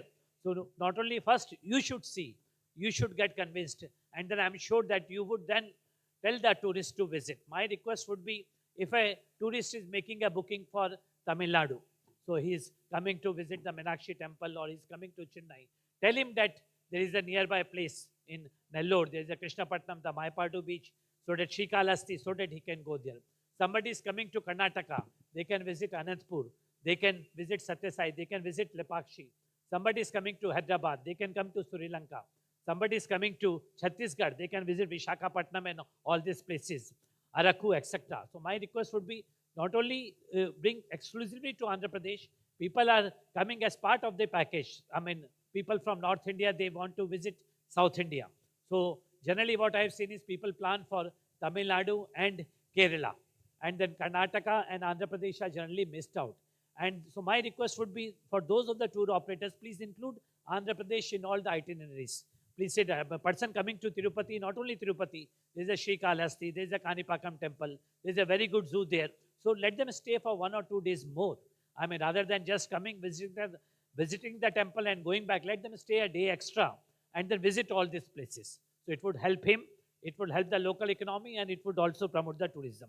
Then also, we are conducting now, I mean, events in a big way. Other day we had Vishakha Utsav here, Vishakha, Araku, Ankapalli Utsav. More than almost 5 lakh people have attended. So all these events, as you know, Honorable Chief Minister or Honorable Minister very particular, it should become annual events. It should not be like it is held only once in a blue moon. So every year on fixed dates, this festivals occur so that people travel for festivals. We all know in foreign countries, festivals are very popular. All over the world, people go for a particular festival. So same thing can be created in Andhra Pradesh, in India. All the states are doing, we are also trying to do. Experience centers, as I said, these are some of the experience center, Kondapalli toys. Here we have Itiko Paka toys. So how we are going to promote. Then favorable months to travel, as you know, except perhaps the month of March, April, May, which are very hot. But then those are the times where you have examination holidays, you have the summer holidays for students. So anyway, people would be traveling. So I think we have got destination. We have got some hilly stations. Lambasang is there, which is known as Kashmir of South. So very nearby to this place, some of you would be visiting. So basically, opportunities for tour operators are huge opportunities. Adventure sports are there, caravan, houseboats, tent cities we are developing. Very near to this place, we have developed tied up beautiful tents located amidst the forest. So those tent cities are there. So please experience those and make the tourists come to those places. So basically, this is what we want. We want to partner with ADTOI. We want you to be the partners. I mean, not only you should visit, you should be our brand ambassadors. You should be talking about Andhra Pradesh wherever you go. After this meeting, you have seen it, because when she asked The MC asked how many are visiting Visakhapatnam for the first time. I was surprised, many hands raised. So that means many of you are visiting Visakhapatnam for the first time. So my request would be, it should not be only the first time. As far as Visakhapatnam is concerned, you have got beautiful beaches you can see. There's the Kailashgiri Hills. We have got recently a new glass bridge which has opened. Please make it a point to visit. There is a Simachalam temple nearby. We have got a very beautiful resort. Mr. Raja Babu from Sunrise Resort is here. I mean, he has developed a very eco-friendly resort. I would request, urge all of you to visit that place. And there is the Adventure Sports Park also. So please visit all these places, be our brand ambassadors, and then bring, at least my request would be to conclude, I would say, आप लोगों को, हर आदमी को, हर tour operator को कम से कम 10,000 लोग आंध्र प्रदेश में next 1 साल में लाने हैं और हर समय आंध्र प्रदेश की बात करनी है। और जो मीडिया फंक्शनरीज आए हैं, मेरी रिक्वेस्ट ये है कि आप अच्छे से अच्छी इसको कवरेज करिए। आपकी बहुत ज़्यादा रीच है हर जगह सोशल मीडिया में और जो कि डिजिटल मीडिया है प्लस प्रिंट मीडिया में भी, जो भी मैगजीन्स हैं, जो भी पेपर्स हैं, इसके बारे में, इस इवेंट के बारे में, आंध्र प्रदेश के बारे में ज़्यादा से ज़्यादा प्रचार करिए, जिससे ज़्यादा से ज़्यादा लोग आएँ। अगर फ़ायदा होगा तो फिर, एंड वन मोर थिंग, अगले साल नॉट ओनली ये जो आयोटा का इवेंट भी विशाखापट्टनम में ही हो रहा है सितंबर में। So not only the domestic tour operators, sir even the iota जो कि फॉरेन टूर ऑपरेटर्स हैं, वो भी सितंबर में हम लोग विशाखापट्टनम में ही मिल रहे हैं। So this is I mean synergy which Andhra Pradesh tourism is doing. So I would request all of you to be our partners and be our brand ambassadors. Thank you one and all.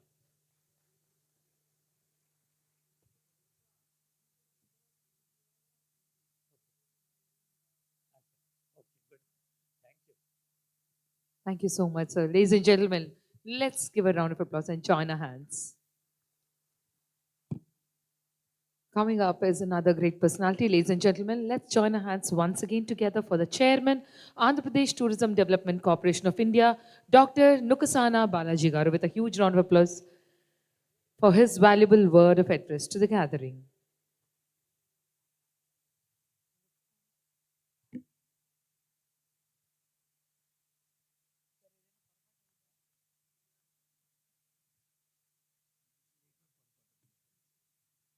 Sana Balaji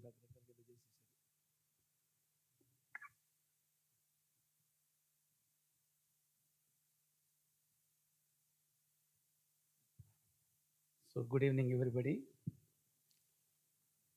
Honorable Minister, Tourism and Culture, Sri Kandula Durgesh Garu. Our Special Chief Secretary, Tourism Department, Sri IJ Jain IS Garu. Our Managing Director, APTDC and CEO APTA, Smith Amrapali IS Garu. Chairman, Chhattisgarh Tourism Board, Nilu Sharma Garu.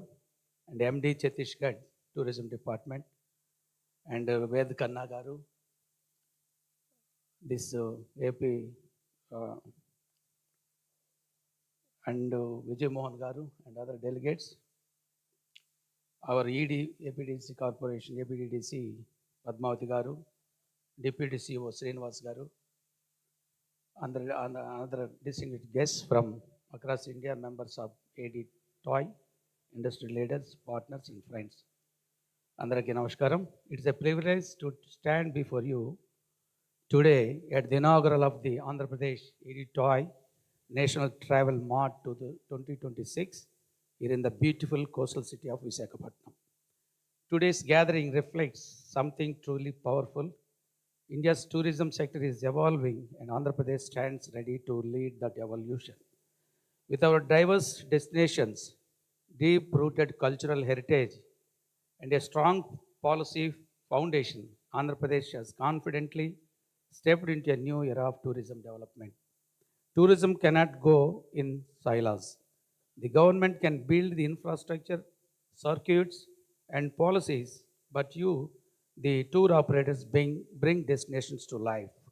You are the bridge between travelers and our state. You are the storytellers who shape the first impression of Andhra Pradesh.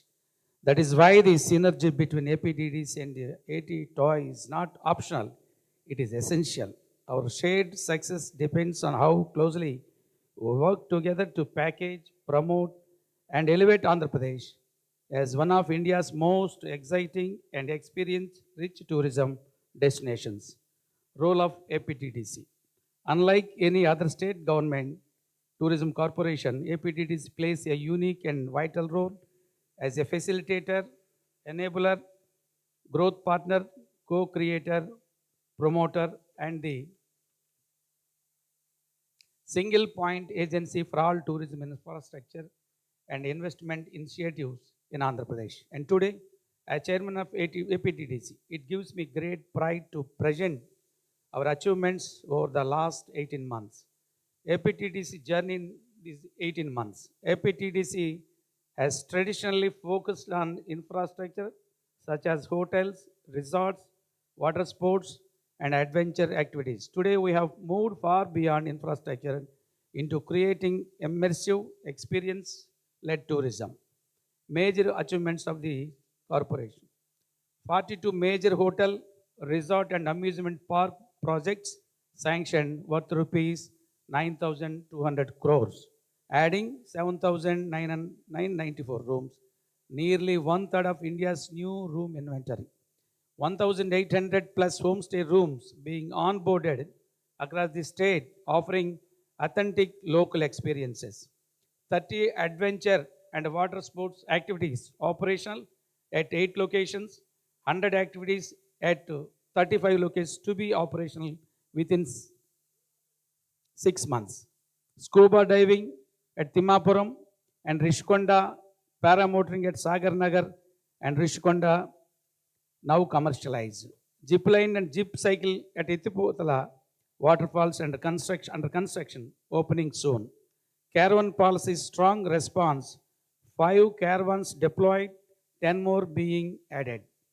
Capsule float home, float pod, and float and dine boat launched at Bempark, already booked 3 months in advance. Permissions issued for luxury party boats and floating villas. 5 BHK boats at Bhavani Island, 2 BHK, 5 BHK and 7 BHK boats at Sri Lanka and Vijayawada. Haritha hotels upgraded, 712 rooms renovated, 118 new rooms added across priority destinations. Major tourism projects under development. After formation of this government, APTDC secured 428 crores from the Minister of Tourism, Government of India for major projects. Borra Cave experience at Araku and Sri Lanka beach experience under Swadeshi Darshan 2.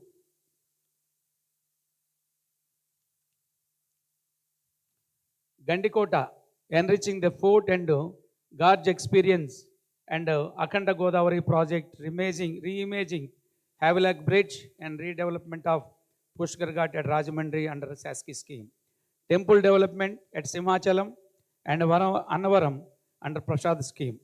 Development of Ahobilam as a spiritual odyssey and Nagarjuna Sagar as a world-class Buddhist destination under challenge-based destination development. All these projects are targeted for completion by June 2026. We are also establishing craft and heritage villages under RGSA, including the Araku Craft Village, Ethipotala, Etikoppaka Toy Village, and Kuchipudi Heritage Village. Policy framework, India's most investor-friendly environment. Our tourism policy 2024-29 is a landmark initiative granting industry status to tourism. It has been recognized nationally as one of India's most investor-friendly tourism policies. For the first time in India, we introduced tourism land allotment policy 2025. Projects above 50 crore via SIPB, large, mega, ultra mega projects, 66-year leases extendable by 33 years. MSME projects, 33-year lease extendable by 33 years. Operational guidelines have been issued so that investors can claim incentive seamlessly upon completion. Beyond infrastructure, creating experiences. AP is no longer building only hotels and resorts. We are building experiences. We are creating a journeys that allow travelers to feel the essence of Andhra Pradesh, not just visit it, from adventure activities, reverse cruises, cultural trials, culinary exploration, and caravan tourism, waterfront leisure, and spiritual retreats to craft village eco stays and hands-on artisan interactions. Our goal is to ensure every traveler experiences Andhra Pradesh in a deeper, more meaningful, and more immersive way. These are experiences that celebrate our landscapes, our communities, and our heritage and our stories, transforming tourism from simply seeing places truly living Andhra Pradesh. Finally, looking ahead, our focus will remain on sustainable tourism, green mobility, and digital innovation. We aim to strengthen public private partnerships, develop eco friendly infrastructure, and promote inclusive growth. Our vision is to position Andhra Pradesh as a global tourism hub that seamlessly blends heritage, spiritually, adventure, and nature. We are building a tourism ecosystem that is modern, diverse, sustainable, and globally competitive. But the heart of this transformation lies with all of you. Together, let us make Andhra Pradesh the most vibrant tourism destination in India. Together, let us build experiences that travelers will cherish. And together, let us take AP tourism to new heights of innovation, investment, and impact. చివరగా గౌరవ ముఖ్యమంత్రి శ్రీ నారా చంద్రబాబు నాయుడు గారు, who is a visionary leader, ఇవాళ ఆంధ్రప్రదేశ్ని భారతదేశంలోనే ఒక tourist డెస్టినేషన్గా, ఒక భారతదేశంలోనే కాదు ఆంధ్రప్రదేశ్ని ఒక ఇంటర్నేషనల్ టూరిస్ట్ డెస్టినీగా చేయటానికి ఏదైతే ఇందాక కొంతమంది చెప్పినారు, వేదకన్నా గారు అనుకుంటాను, ఏ ఇజం లేదు, చంద్రబాబు నాయుడు గారు చెబుతున్నటువంటి tourism is the ultimate ism for India. ఆ దృక్పథం నుంచి, ఆ దృక్కోణం నుంచి, ఆలోచన నుంచి గౌరవ ముఖ్యమంత్రి చంద్రబాబు నాయుడు గారు నిరంతరం అహరహరం కృషి చేస్తూ శ్రమిస్తూ ఆంధ్రప్రదేశ్ టూరిజంని అభివృద్ధి చేయటానికి, అందులో టూరిజం అధికారులందరూ కూడా పేరు పేరున ఇవాళ ముఖ్యమంత్రి చంద్రబాబు నాయుడు గారు ఆలోచన ఏదైతే ఉందో, గౌరవ మంత్రివర్యులు మన కందుల దుర్గేష్ గారు, సెక్రటరీ గారు, ఎండి గారు, all the employees or the officials of the AP tourism ఎవరైతే ఉన్నారో, చంద్రబాబు నాయుడు గారు ఆలోచనలకు అనుగుణంగా వారి స్ఫూర్తిగా వారి ప్రేరణతో వారు ఏదైతే ఆంధ్రప్రదేశ్ని భారతదేశంలో ఒక అగ్రగామి టూరిజం సెంటర్గా తయారు చేయాలనుకుంటున్నారో, ఒక ఇన్నోవేటివ్ హబ్గా తయారు చేయాలనుకుంటున్నారో, అది గౌరవ ముఖ్యమంత్రి గారు ఇచ్చిన ప్రేరణతో మేమందరం కూడా ఆంధ్రప్రదేశ్లో టూరిజంని ఒక ఇంటర్నేషనల్ డెస్టినీగా తయారు చేయడానికి కృషి చేస్తున్నాం. మరి భవిష్యత్తులో 1-2 సంవత్సరాల్లోనే ఆంధ్రప్రదేశ్ టూరిజం ఇంటర్నేషనల్ టూరిస్ట్ డెస్టినీగా తయారవుతుందని ఆశిస్తూ మీ అందరి యొక్క సహకారంతో ముందుకెళ్తుందని కోరుకుంటూ అందరికీ ధన్యవాదాలు, నమస్కారాలు. Thank you one and all.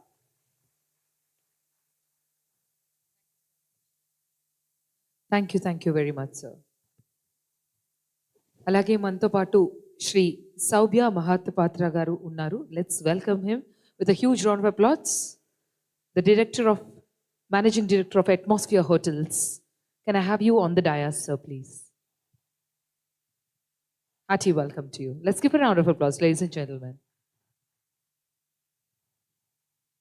I may now also request Shri Swami Garu to kindly join the dais, the chairperson of Hotels Association, Andhra Pradesh. Let's give a round of applause as we welcome him onto the stage, please.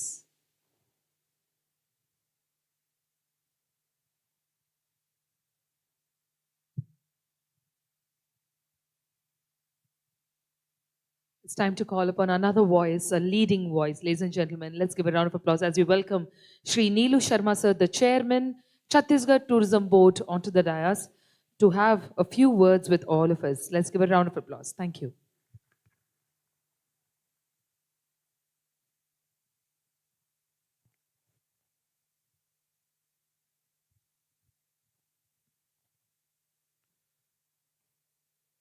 आप सभी को मेरा नमस्कार, जय जोहार। आंध्र प्रदेश के विशाखापट्टनम में आयोजित ADTOI नेशनल ट्रेवल मार्ट 2026 के इस आयोजन के अवसर पर मंच पर उपस्थित आंध्र प्रदेश के honourable tourism minister mister Kandula Durgesh ji, chairman पर्यटन एवं development corporation mister Nukkasani Balaji, additional chief secretary Andhra Pradesh government mister Ajay Jain ji, Shrimati Amrapali ji, Ved Khanna ji president ADTOI, Chhattisgarh tourism MD mister Vivek Acharya ji. मैं छत्तीसगढ़ प्रदेश और छत्तीसगढ़ टूरिज्म और छत्तीसगढ़ शासन की ओर से आप सभी का हृदय से स्वागत करता हूं, वंदन करता हूं, अभिनंदन करता हूं और धन्यवाद करता हूं। मैं छत्तीसगढ़ के उस भूमि से हूं जो प्रभु श्री राम की भूमि है और प्रभु श्री राम के माता कौशल्या का धाम है। मैं छत्तीसगढ़ प्रदेश की तरफ से इस आयोजक संस्था ADTOI का सर्वप्रथम धन्यवाद करता हूं और आपसे रिक्वेस्ट करता हूं कि आप छत्तीसगढ़ का चैप्टर जो है वो अलग खोलिए, क्योंकि MP से छत्तीसगढ़ जो है 125 ईयर हो चुका है अलग हुए।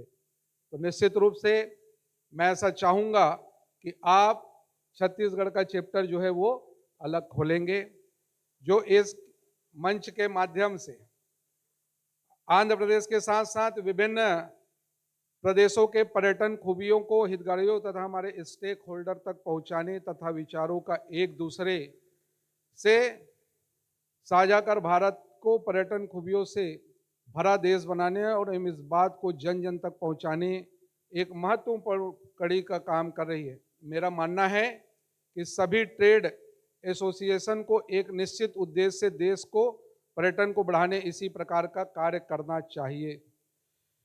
इस मंच का जो यह विषय है वो अलग अलग राज्यों में आपस में जुड़े हुए धार्मिक स्थलों को एक सर्किट के रूप में विकसित करना और तीर्थ पर्यटन की योजना बनाकर उसको बढ़ावा देना है।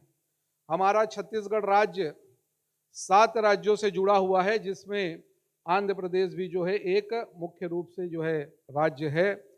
मेरा ऐसा मानना है कि आज का यह जो कार्यक्रम है ये धार्मिक एवं अन्य पर्यटन सर्किट एवं पर्यटकों का पसंदीदा यह स्थान और यहाँ स्थानीय समुदाय के पर्यटन सर्किट के मूल आधार को बनाकर रखेगा। यदि धार्मिक पर्यटन स्थलों में हमारे जो है मंदिर सेवक, लोक कलाकार, गाइड, कारीगर आदि के रूप में अगर उनको रोजगार मिलता है तो यह पर्यटन के लिए जो है हर स्टेट को जो है वो बढ़ावा देने का काम करेगा।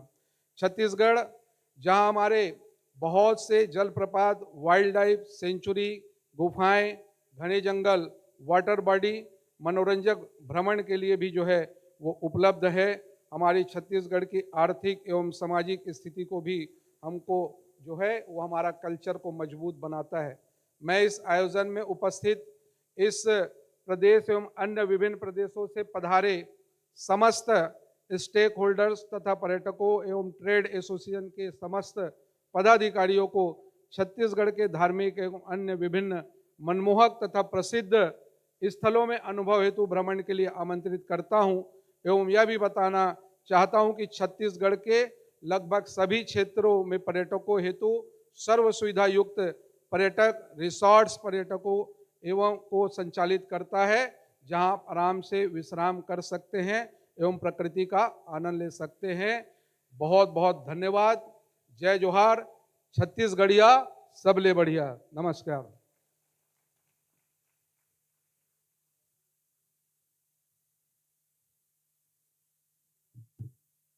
Thank you so much, sir. So before we all have been waiting to to listen to our valuable Honorable Minister of Tourism. But before that, I'm very happy to announce the Andhra Travel Partners registration portal launch. I would now request our honorable dignitaries to join along with our honorable minister to do the portal launch. Can we have the remote, please?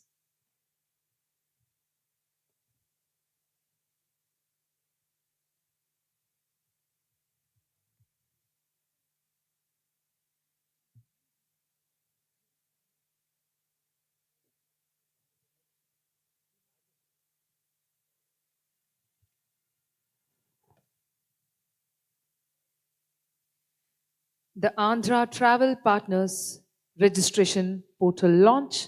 Ladies and gentlemen, give a round of applause as the portal is launched by our Honorable Minister of Tourism, Cinematography, Shri Kandula Durgesh Garu.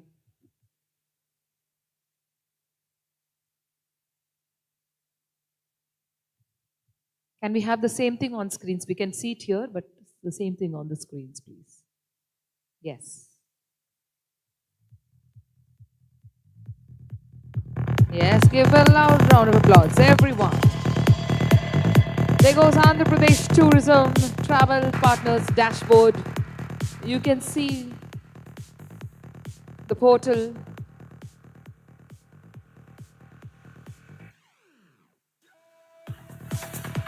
Thank you so much. And it's, I would also request, sir, to please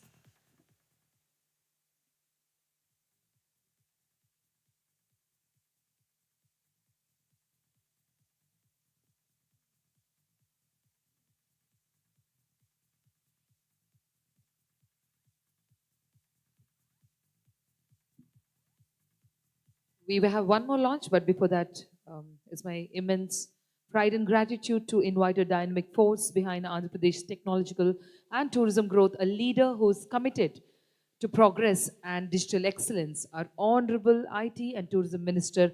Ladies and gentlemen, help me welcome our Honorable IT and Tourism Minister, Shri Kandula Durgesh Garu, with a huge round of applause, please.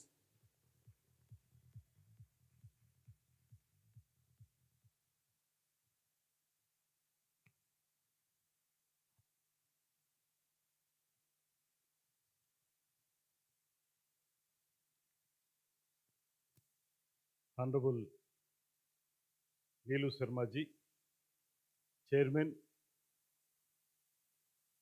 Chhattisgarh Tourism Development Corporation, and Honorable Sri Nokasani Balaji Garu, Chairman APTDC, and our Special Chief Secretary Sri Ajay Jain Garu, our MD APTDC and CEO Srimati Amrapali Kata Garu, and MD Chhattisgarh Tourism Development Corporation Sri Vivek Acharya ji,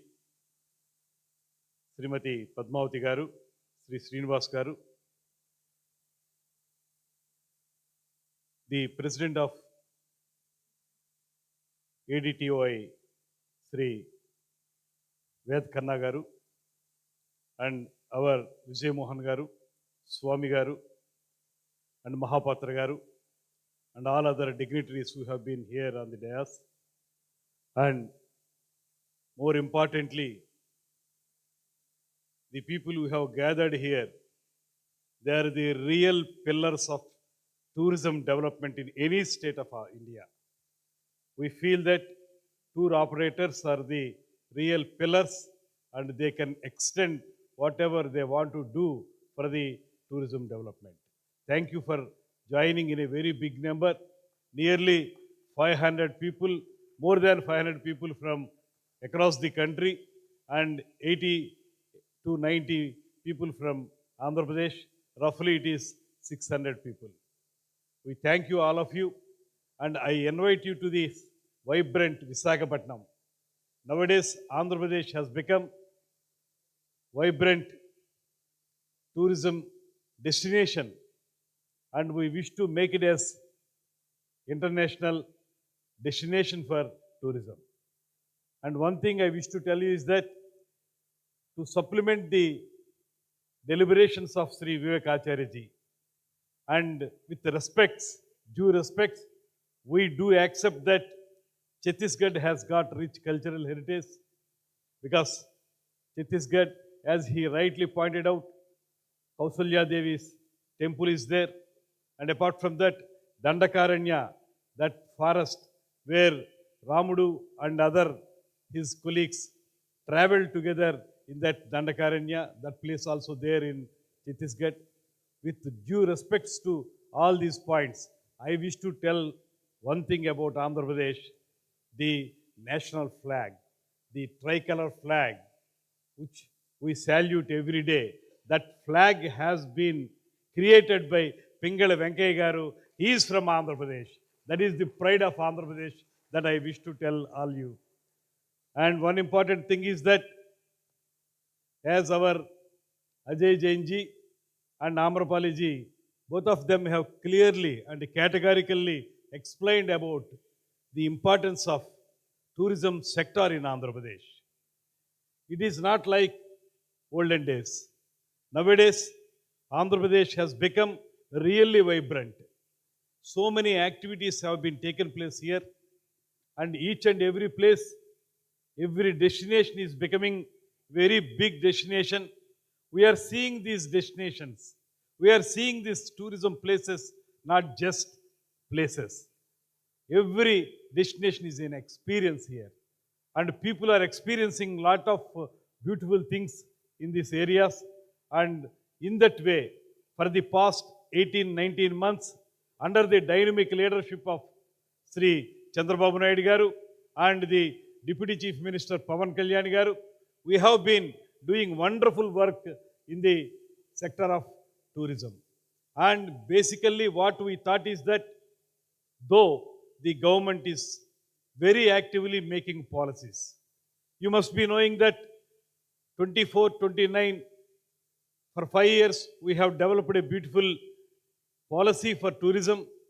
And moreover, recently, our Chief Minister has accorded industry status to the tourism sector also. Because of that, now tourism sector is gaining momentum in Andhra Pradesh. And because of that, several people are coming forward. And with these proper policies, we have been developing Andhra Pradesh as a tourism destination. Then we come to the participation.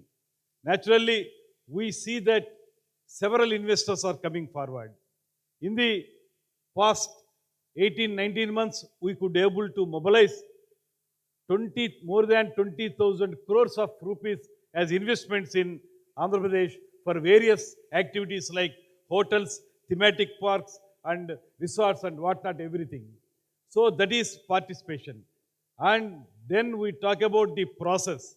Now, the process is very clear in Andhra Pradesh that if anybody comes here, they want to start any tourism activity in Andhra Pradesh, there is no hazard for them. There is no hindrance for them. They can as well start up whatever activity they can want to do. That single window system has been developed in Andhra Pradesh, and because of that, several people are coming forward. We have seen just now on the dais itself, Atmosphere Corps President is there here, and all the people who have been coming here, they are facing very good atmosphere and congenial atmosphere in Andhra Pradesh for taking up investments. So that is the story of Andhra Pradesh. Now I wish to talk about all the tour operators. Actually, though we develop so many policies, they have been executing in a very good way with our executives. But ultimately, if anybody wants to take these policies to the grassroots, naturally, tour operators are the key players in developing this type of execution. So I request all the people who have gathered here, please take up this activity. For the coming 1.5 days, you will be having so many panel discussions. Apart from that, you will be going to visit so many places also. You please see these places. Once you feel that this is a good place, once you feel that this will become a good experience, then you please propagate it. Then you please make inbound tourists to Andhra Pradesh. Actually, we have got outbound operators, outbound visitors to various other places, but we request all of you that, especially I request our Vijay Mohan Garu that please take up inbound tourism as a key role in this whole activity. So if we take up that activity, if you extend your total support to us, definitely Andhra Pradesh will become very good international destination for tourism. That is what I wish to tell you is that, and we developed so many activities here. Land allotment policy, which has become very easy. Now, anybody wants to take up any tourism activity, Government of Andhra Pradesh in public domain, we have shown whatever the land is available, land parcel is available, we're showing it. And if anybody wants to take up any activity, they can as well apply through APTDC and they can take up the activity within no time. So that is one activity. And we are developing caravan policy. Caravan policy nowadays that has become very good momentum, that got very good momentum. From Visakhapatnam to Araku, that caravan is going very well. And we are going to have homestays also. Homestays, especially in Andhra Pradesh, lot of old houses are there which replicate, which resemble the oldest rural atmosphere in our areas. So we are developing homestays. For that also, we have brought one policy. And apart from that, tent cities also we are going to take up. And like Kumbh Mela in North, we are going to have Pushkarams in Godavari shortly in the year of 2027, March, June, July. We are going to have that Pushkarams for Godavari Pushkarams. We are going to develop it in a very big way. For that also, I request all the tour operators to take up this activity also to boost tourism in Andhra Pradesh. And apart from that, investor-friendly policies we are taking up, and cruise and eco-tourism. As our Ajay Jainji and Amrapaliji, both of them have clearly explained whatever going on there in Andhra Pradesh and whatever policies we are taking up and what is the latest developments and how the investors are coming forward to invest in Andhra Pradesh. All those things they have explained very clearly. Once again, I wish to tell is that through the AP tourism policy and Swarnandhra Tourism Vision 2047, we are strengthening our tourism activity. Actually, on the lines of Vikasit Bharat, we are also developing Swarnandhra 2047. In center in the country, we have got Vikasit Bharat coined by Sri Narendra Modi ji. In Andhra Pradesh, on the same lines, we are developing Swarnandhra 2047. So, in order to achieve that goal, in order to reach that goal, we are developing tourism in also very big way. We feel that once the tourism activity is developed, on one hand, we'll have good economy, and apart from that, lot of jobs will be developed in that sector. So, those unemployed people will get jobs if tourism develops. That's why our Chief Minister always says that we have seen communism, we have seen socialism, we have seen all other isms, but only one ism, everlasting ism, is that tourism is the only ism what he says. So in order to achieve that goal, we are taking up it in a very big way, and we request all of you that please take up inbound tourism in our Andhra Pradesh, so that Andhra Pradesh will show you a good and beautiful Andhra Pradesh to all the people in India as well as other countries also. So our APTA and experience centers also we are going to develop. We are launching APTA travel partner registration platform to build a trusted operation network. And with 100 plus experience centers empowering artisans and culture, AP is emerging as India's experience capital. Really, you might have seen that ADTOI toys and the other weavers collection here in the showcases we have shown. You see that one, the art behind that one, the artisans, variety of artisans activities, you see that. Those are the things which we can promote across the country as well as outside the country also. The Araku coffee, which is nearby to Visakhapatnam, Araku coffee has become world famous coffee brand nowadays, and Araku coffee is giving you beautiful taste also. You please taste it. That shop is also there outside. You taste it, you promote it, and we can have beautiful place in entire country as well as outside the country. With these words, I wish to say is that our journey has just begun.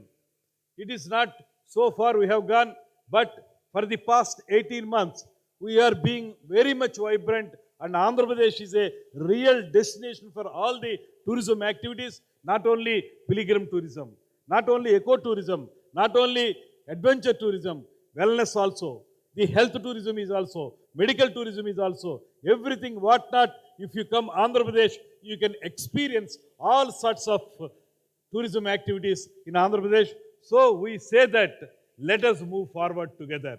What I request you is that tourism is about people. What we say is that it is not just going to a place, staying there for one day, coming back in the night. It is not tourism what we feel. We feel that it is about people. It is about experiences and it is about livelihoods of the people. So it is the main aim of Andhra Pradesh tourism and we are going to take up it in a very big way in coming years. We humbly request all of you to give us some support. Since we are giving good policies and friendly policies in Andhra Pradesh, you also be part of this activity. You please extend your cooperation to develop Andhra Pradesh as inbound tourism place and you please make sure that this particular workshop would enable all of us to have more and more insights regarding development of tourism in Andhra Pradesh. Finally, I wish to tell is that as Chhattisgarh, Bhadia, something you said, now I say that भिन्नत्वंलो एकत्वं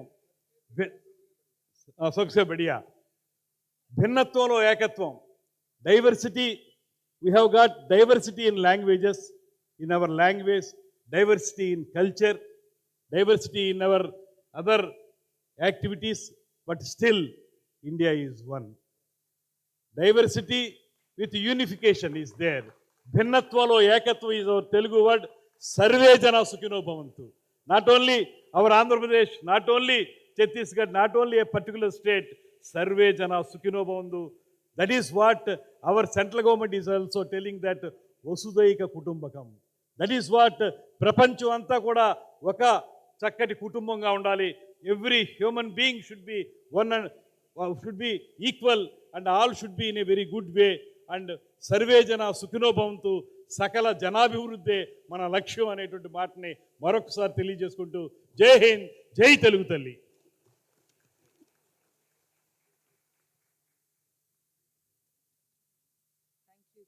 Thank you so much, ladies and gentlemen.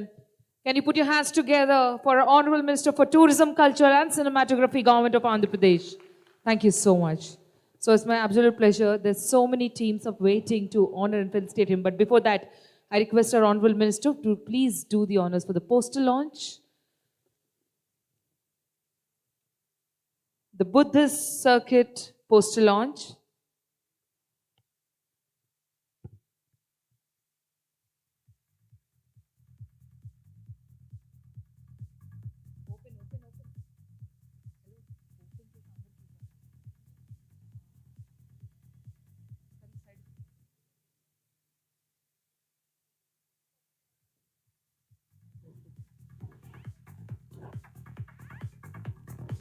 Requesting all dignitaries to join. Can we spread up a little bit on the dais while we are doing this, because we have amazing pictures to be captured and moments to be restored in our lives.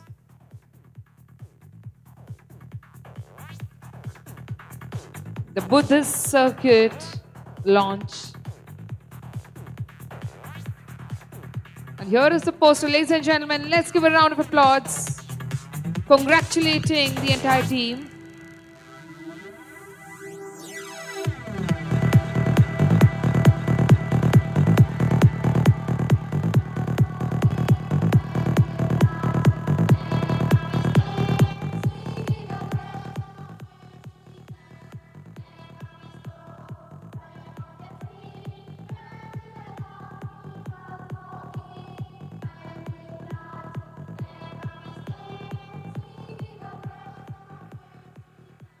Thank you so much, sir. Thank you.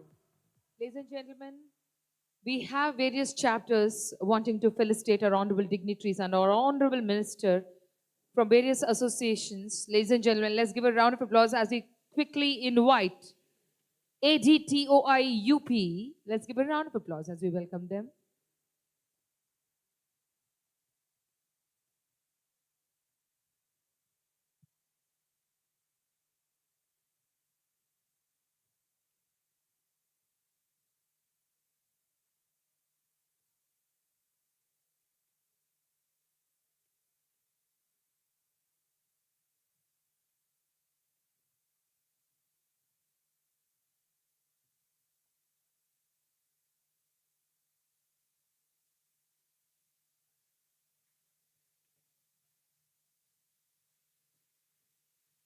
ADTOI UP, ladies and gentlemen, felicitating our Honorable Minister for Tourism, Culture, Cinematography, Government of Andhra Pradesh, Shri Kandula Durgesh garu.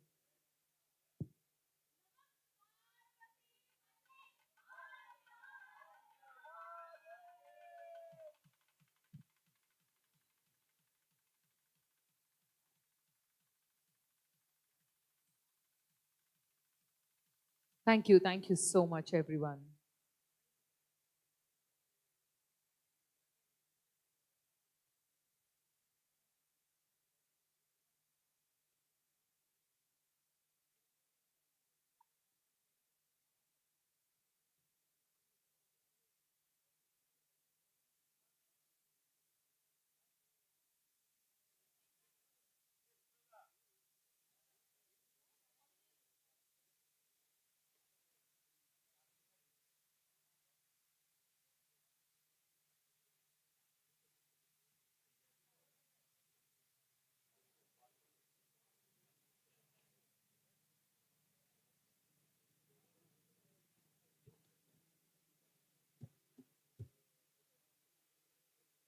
Thank you so much. Thank you, everyone. Thank you. I request all of you to kindly clear the stage while we invite ADTOI Bihar to quickly come up on dais. ADTOI Bihar.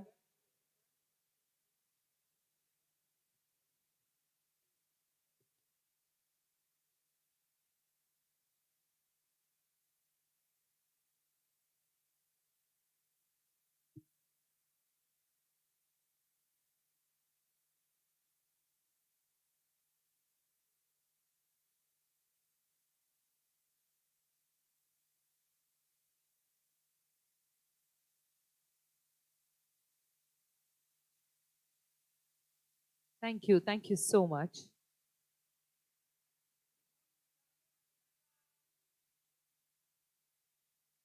Thank you so much. I request everyone to kindly clear the stage while I call upon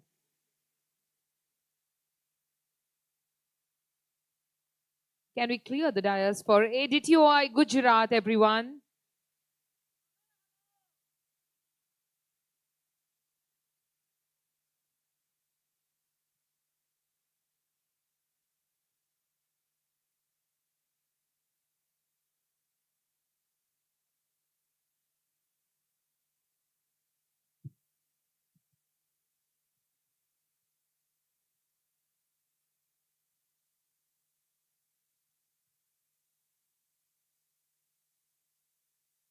All right, Team Uttarakhand is already ready on the dais. Ladies and gentlemen, round of applause. We thank Gujarat. All right, thank you so much. Please clear the dais and I quickly call upon ADTOI Uttarakhand onto the stage quickly.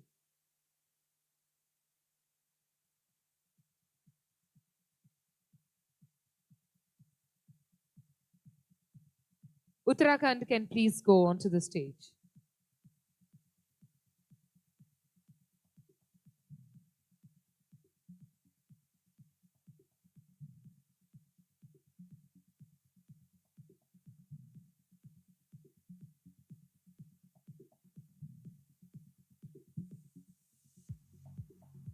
Thank you so much. Calling upon ADTOI Tripura onto the stage, please.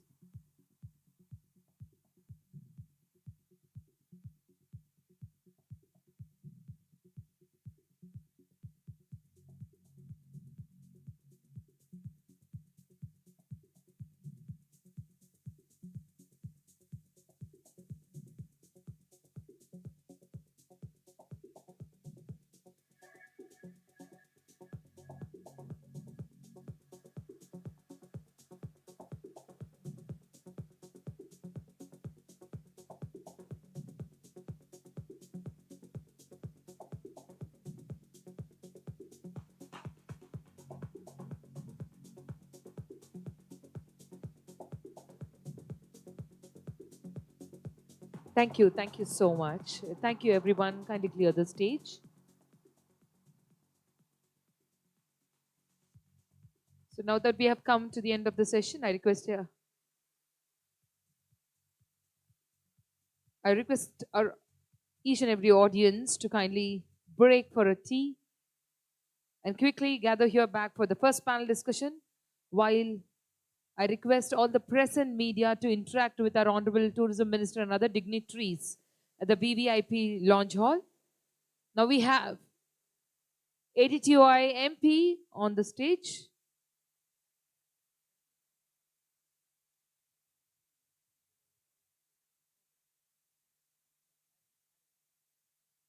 Team MP on the stage. May I request Team Andaman to please quickly come for a group photograph. Thank you. I now request our delegates to kindly break for a tea.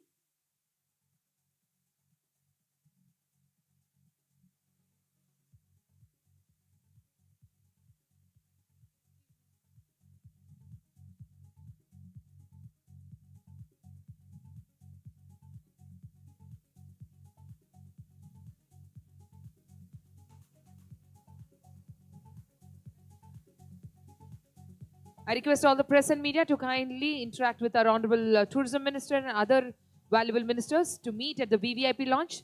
I may now request Rajit Sahani sir to kindly join on dais to do the vote of thanks. I request Rajit Sahani sir to please come and do the vote of thanks. Thank you.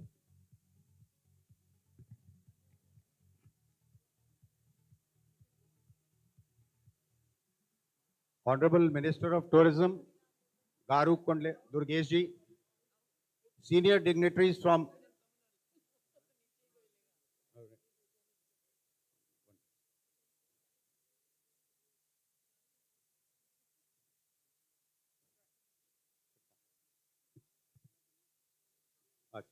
Honorable Minister of Tourism, Garu Kandula Durgesh ji, senior dignitaries from Andhra Pradesh and Chhattisgarh Tourism Board, members of media, friends from ADTOI. It is a very emotional moment for me as I stand in this August gathering after a gap of nearly 9 years.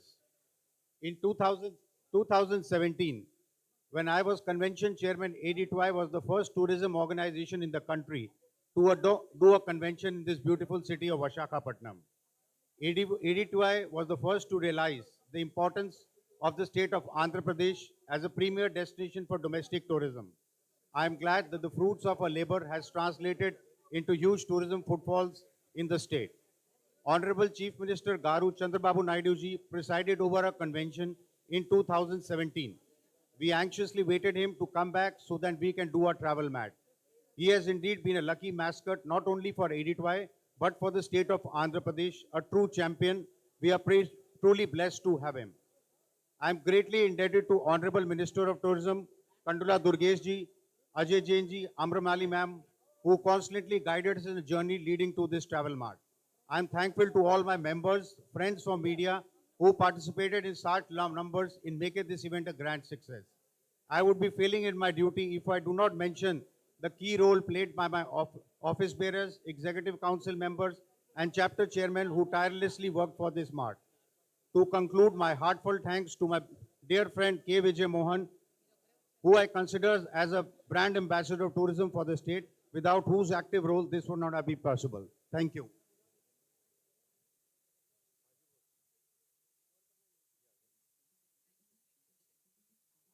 Thank you so much, sir. Thank you very much. Ladies and gentlemen, I request all of you to kindly break for a tea for some time. We have Ved Khanna sir to have a word. An important announcement to be made, just kind attention. You know, what a blessing in disguise, the presence of Chhattisgarh Tourism Board, Neelu Sharma ji and MD Vivek Acharya ji. ADTOI, one more feather in your flag. The Chhattisgarh chapter will be relaunched very soon.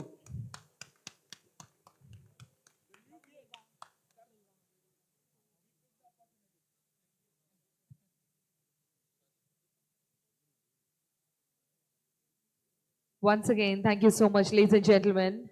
I request and invite all the press and media to kindly interact with our Honorable Tourism Minister and all the other dignitaries at the VVIP Lounge Hall. And I also request all of you to please enjoy your tea for some time, have a break, have a nice chai, and come back within the next couple of minutes because we have an amazing session today after this. Soon after this, we have a session on rediscovering Andhra's hidden gems.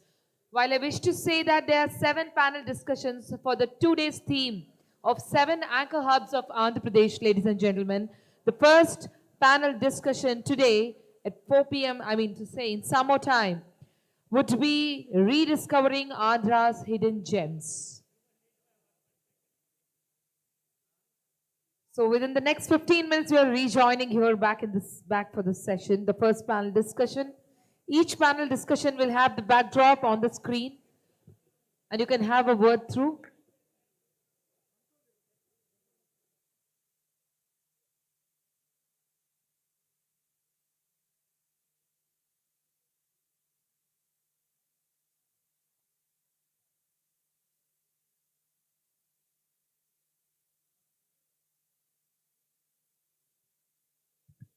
I also request the panel members to be ready for the first session.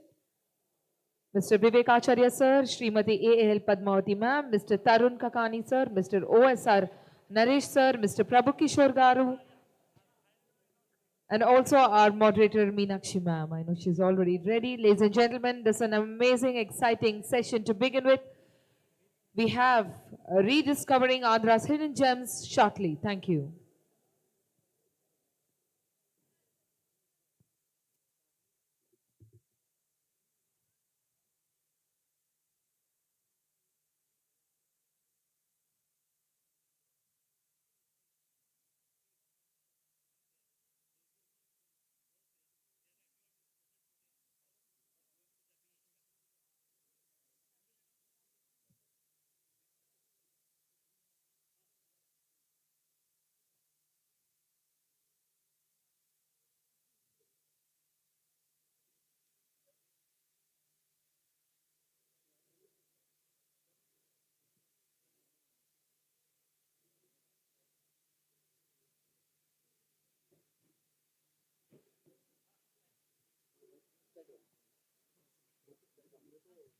Friends, we have the hop on and hop off bus. There'll be rides after the event is over to your respective hotels. Anybody who wants to take it can take a free ride to the venues.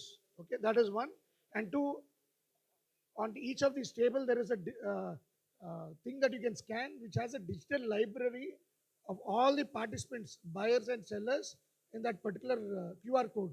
Please scan. It's available on every table. Just scan that.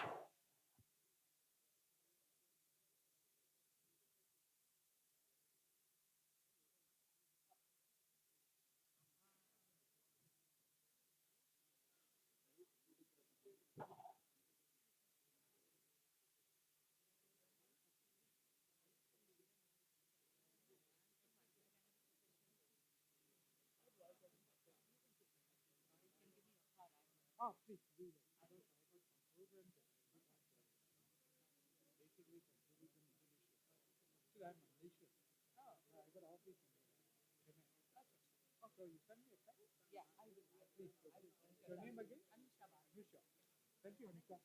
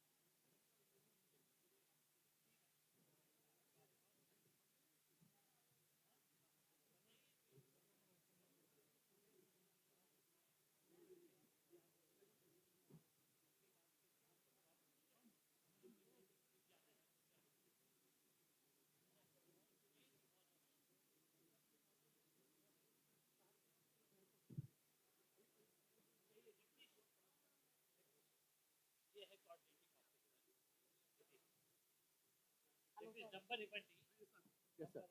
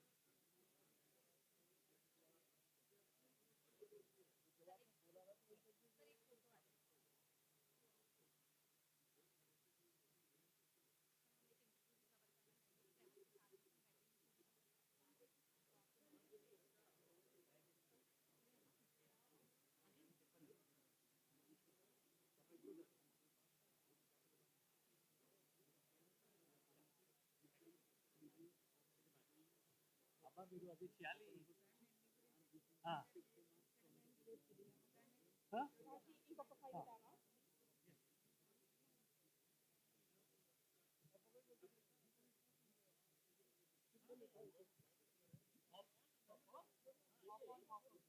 Yeah, yeah.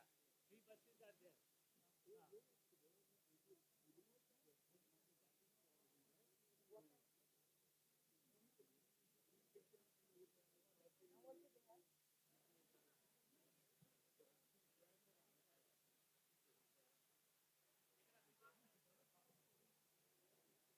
So, ladies and gentlemen, to all the delegates here, there are hop on, hop off buses, the double decker buses, where you can have a nice ride amidst the beautiful shore.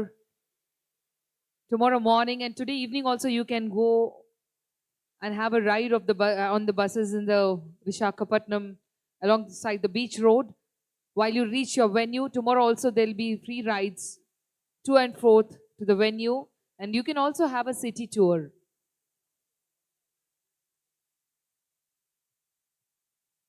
Once again, I request all of you to kindly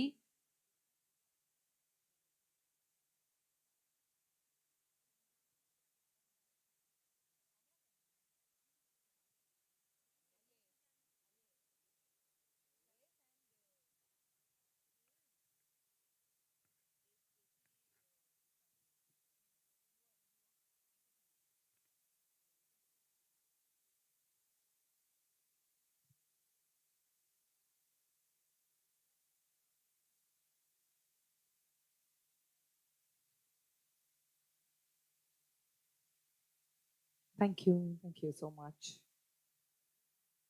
I request all the delegates to kindly break for the tea. Next 10 minutes, and then we can come back for an amazing, interesting session. We begin the panel discussions. The first panel discussion says Rediscovering Andhra's Hidden Gems. I request all of you to be alert, and next 10 minutes we are meeting here at the same venue. Thank you so much.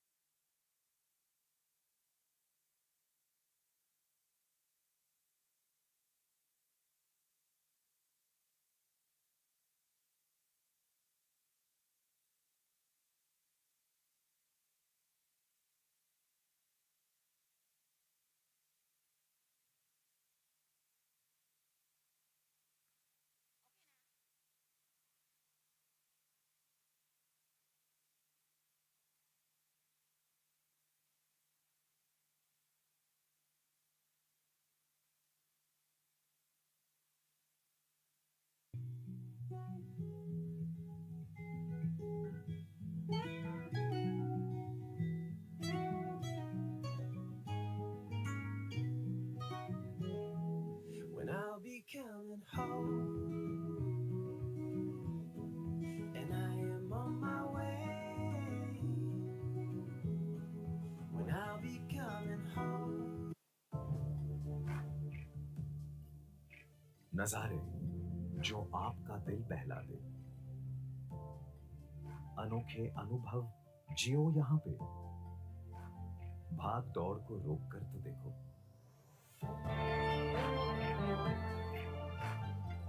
Gandikota को आपका इंतजार है। कब मिलेंगे हम?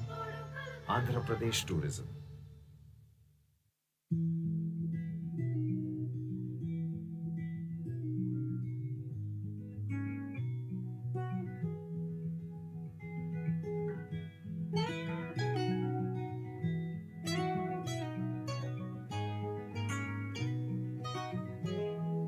When I'll be coming home,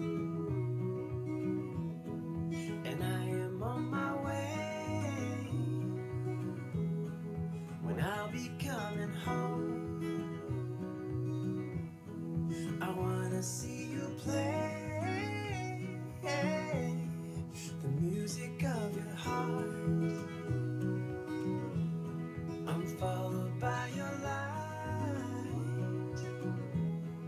Whenever we're apart, it takes me through the night. When I look deep into your eyes,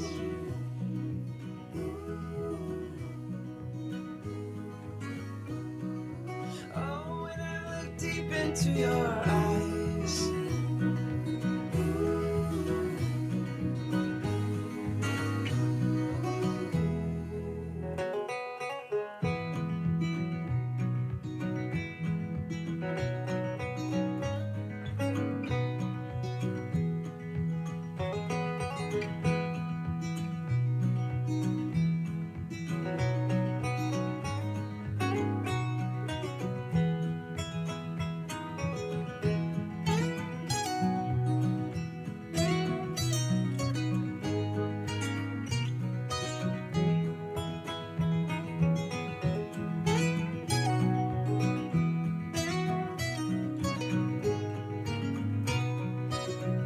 When I look deep into your eyes,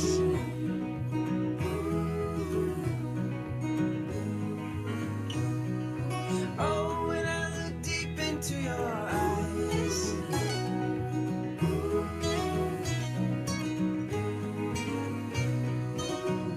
when I look deep into your eyes,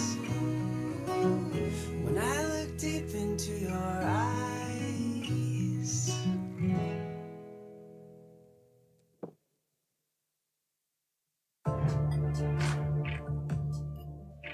नजारे जो आपका दिल बहला दे। Check sound. Yes, ladies and gentlemen, I request everyone to kindly settle down quickly. We are about to start the panel discussion number 1. So we have 7 panel discussions for the 2 days theme of 7 anchor hubs of Andhra Pradesh. Ladies and gentlemen, I request all of you to kindly settle down quickly. For the first panel discussion, I request all our friends who are outside also can pleasely come inside.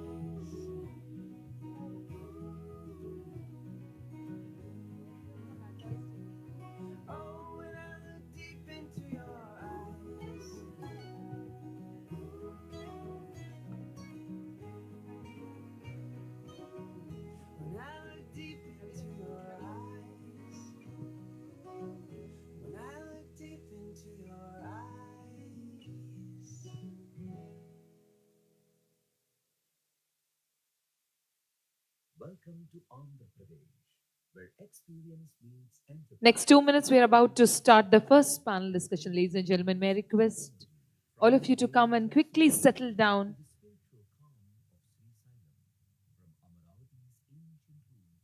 The creative villages of tomorrow, Andhra Pradesh is building immersive, inclusive, and future-ready tourism ecosystems under the visionary leadership of Honorable Chief Minister Nara Chandrababu Naidu. The tourism policy 2024 to 2029 marks a bold shift aligned with Swarnandhra 2047 and Viksit Bharat 2047, a move from sightseeing to soul-seeking. At the heart of this transformation is digital innovation. Soon, an AI-powered tourism super app will let visitors plan trips, book stays, access multilingual guides, follow AR trails, visit virtual museums, and make seamless payments all in one platform. Across 100 plus destinations, interactive maps, QR-based navigation, and AR storytelling will bring history to life. Real-time dashboards will track visitor trends and drive agile, data-backed policy decisions. From investors, a single window portal ensures transparent, fast-track approvals and real-time project monitoring. Skill hubs and apprenticeship models are preparing youth, women, and tribal communities to lead the tourism economy. The creative economy is rising. From Kondapalli to Araku, artisans are reaching global markets through digital souvenir platforms and e-commerce, preserving heritage, expanding enterprise. At destinations like Gandikota, Mangalagiri, and Maredumilli, physical journeys are enriched with interactive digital layers. The growth is measurable. GVA will rise from 4.6% to 8% by 2029. GSDP will scale from 70,000 crores to over 2.4 lakh crores. Over 20,000 hotel rooms and 5,000 experiential homestays are being developed. 7 tourism anchor hubs, Araku, Visakhapatnam, Rajamandri, Amaravati, Srisailam, Gandikota, and Tirupati power a network of curated circuits. Buddhist Circuit, Visakhapatnam to Amaravati and Nagarjunakonda, Coastal Circuit, Bhimili to Machilipatnam to Nellore, tribal trails across Araku, Lambasingi and Paderu, sacred journeys through Srisailam, Tirumala and Ahobilam, rural and craft circuits where culture meets livelihood. This is a district-driven tourism transformation where every destination tells a story of progress. Tourism in Andhra Pradesh is not just a sector, it's a growth engine. It drives investment, generates jobs, uplifts communities, and enhances the quality of life. Andhra Pradesh is emerging as India's capital of experience, a cultural powerhouse, an economic engine, and a living heritage of the past, present, and future. This is Andhra Pradesh, where the world finds a home.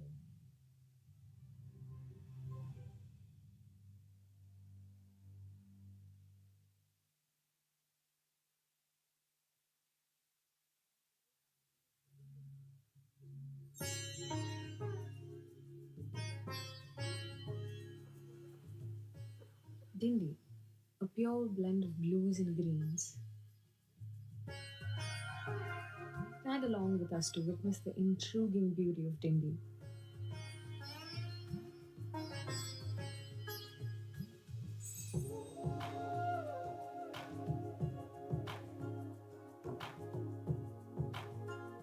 Ladies and gentlemen, may I request all of you to call all your fellow friends also into the arena.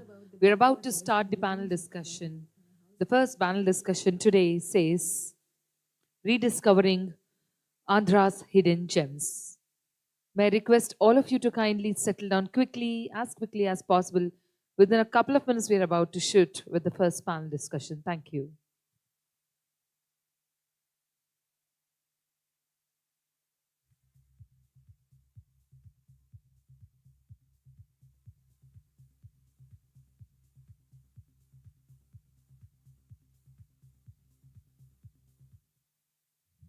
जो आपका दिल बहला दे।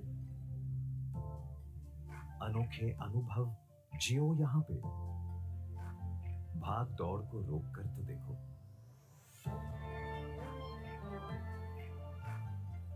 गंडीकोटा को आपका इंतजार है।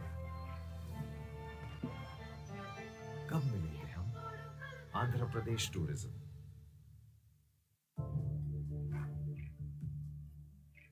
नजारे जो आपका दिल बहला दे। अनोखे अनुभव जियो यहां पे, भाग दौड़ को रोक कर तो देखो।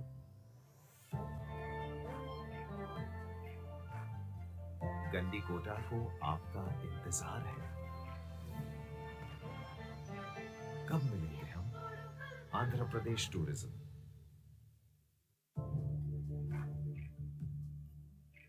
नजारे जो आपका दिल बहला दे। अनोखे अनुभव जियो यहां पे, भाग दौड़ को रोक कर तो देखो।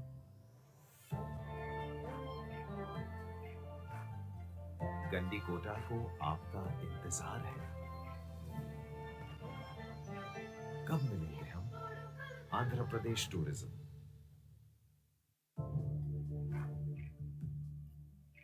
नजारे जो आपका दिल बहला दे।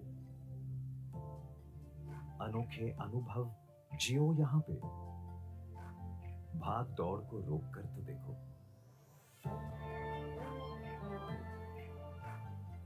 गंडीकोटा को आपका इंतजार है। कब मिलेंगे हम? आंध्र प्रदेश टूरिज्म।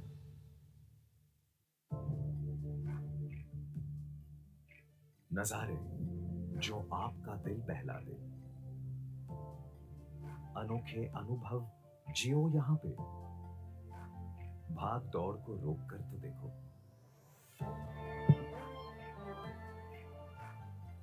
गंडीकोटा को आपका इंतजार है। कब मिलेंगे हम? Andhra Pradesh tourism.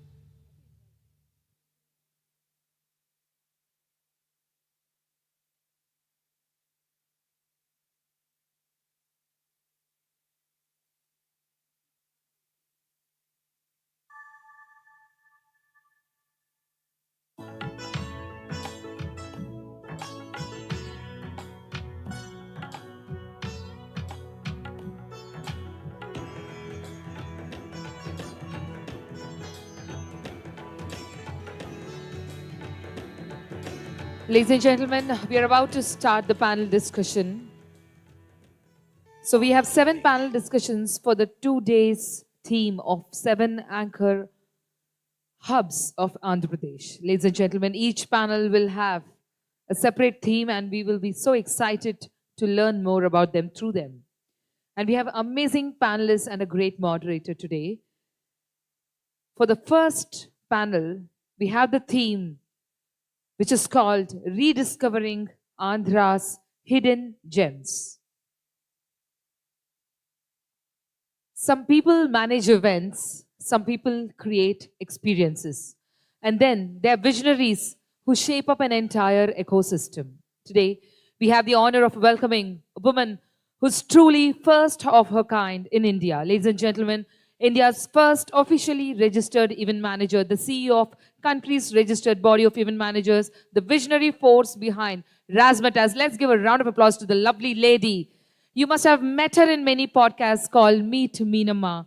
She is one of those curators of Visakhapatnam 30 years ago then. She also conceptualized many events like that. She's a TEDx speaker, a curator of experiences, an author, an amazing host, and what else? Ladies and gentlemen, give a big round of applause for Shri Dr. Meenakshi Anantharam Garu with a huge round of applause.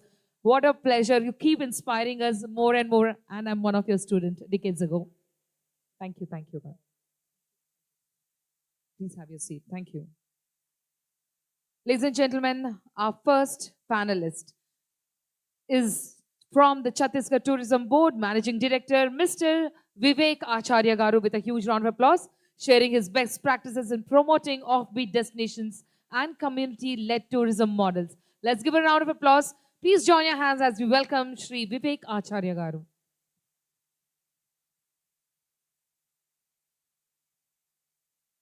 We will wait for his welcome. May I? Do we have Padmavati ma'am here? I think she's already here. Yes. Ladies and gentlemen, Executive Director, APTDC. Give a big round of applause for the lovely lady sitting here, Srimati AAL Padmavati Garu. Strategic Destination Development and Infrastructure Planning to bring lesser known attractions to tourism mainstream. Hearty welcome to you as well, sir. Time to call upon the President, ADTOI, Andhra Pradesh, Mr. Tarun Kakani. Give a big round of applause for Mr. Tarun Garu, mobilizing tour operators to design and market innovative itineraries around Andhra's hidden gems. Okay, Tarun sir will join us soon. Time to invite the Chief Managing Director, Symbiosis. Ladies and gentlemen, it's my absolute privilege and honor to invite Shri OSR Naresh Garu with a huge round of applause. He's from the private sector participation and investment opportunities in emerging and unexplored destinations. Heartiest welcome to you, so please have your seat.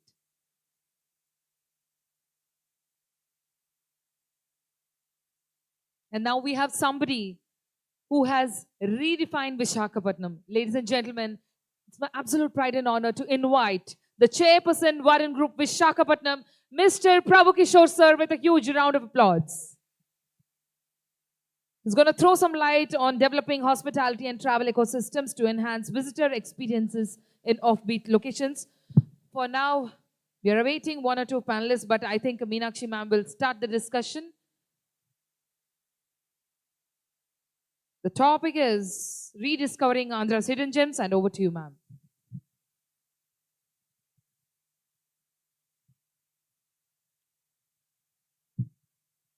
Good evening and welcome, ladies and gentlemen. I thank APTOI for giving us the honor of presenting our idea of a state that we are proudly with as citizens. Sunrise State, Andhra Pradesh is the 8th largest state in the country and the 10th most populated. One of the richest states, rich in culture, temples, beaches, hill stations, and many dance forms. It's revered for the diverse cultural history and exquisite cuisine. Thank you, Tarun Kakani.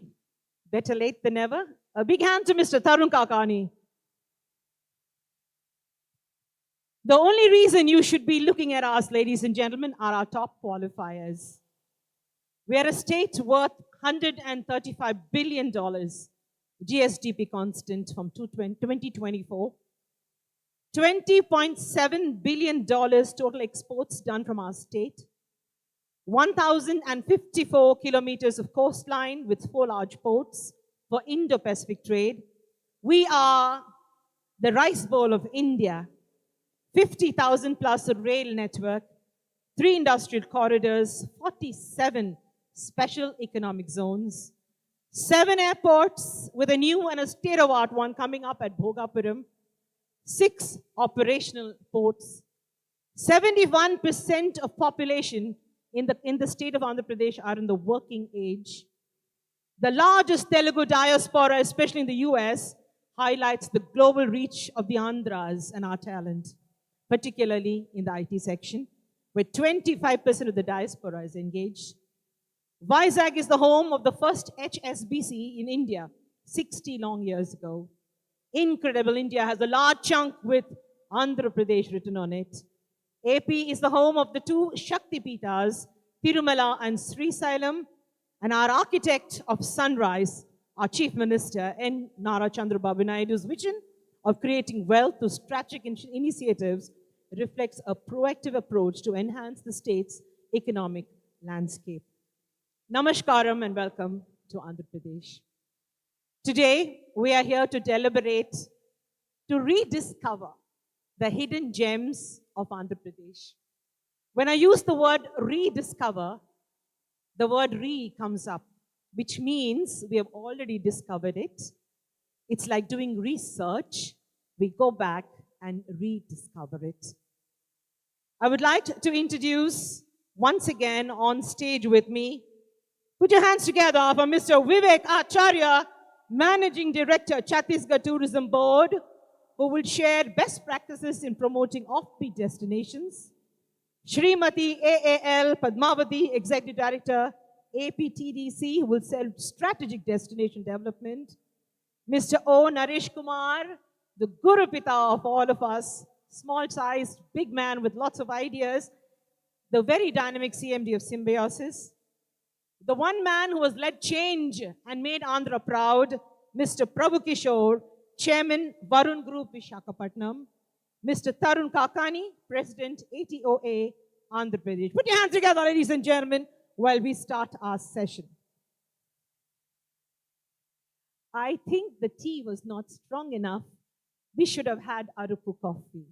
How about putting your hands up for these wonderful ladies and gentlemen on stage?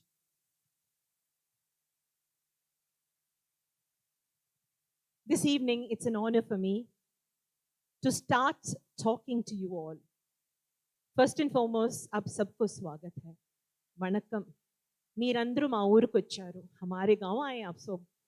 We are so thrilled to have you in the portals of Visakhapatnam. We are so thrilled to serve you our food and hug you and say, we are brothers and sisters of the same nation. Mr. Vivek Acharya from Chhattisgarh Board, I would like to congratulate, is he here? Yes, sir. I would like to congratulate Chhattisgarh for getting back onto the committee of the ADTOI. Sir, I would like you to tell us, to share your practices of promoting offbeat destinations in community-led tourism models. The Chhattisgarh model is a relatively new model. It is a model that is not time-tested. But Acharya Saab, please tell us truthfully, what is your best practice? Thank you, moderator. First of all, let me decide the language I need to speak. Should it be purely English or a mix of both? The national language, the present national language of English. I think English will work, right? Yeah, a mix of both. So how many of you have heard about a village called Dudmaras? Can you raise your hands if anybody has heard of it? Oh, I'm so very... We have special gifts if you could put your hand up and answer. Talking about the offbeat destinations, if you have not heard of Dudmaras, then I think you are not following the United Nations World Tourism Organization, the UNWTO. Because last year, only one destination from India was selected by the United Nations World Tourism Organization as the best rural tourism village upgrade program.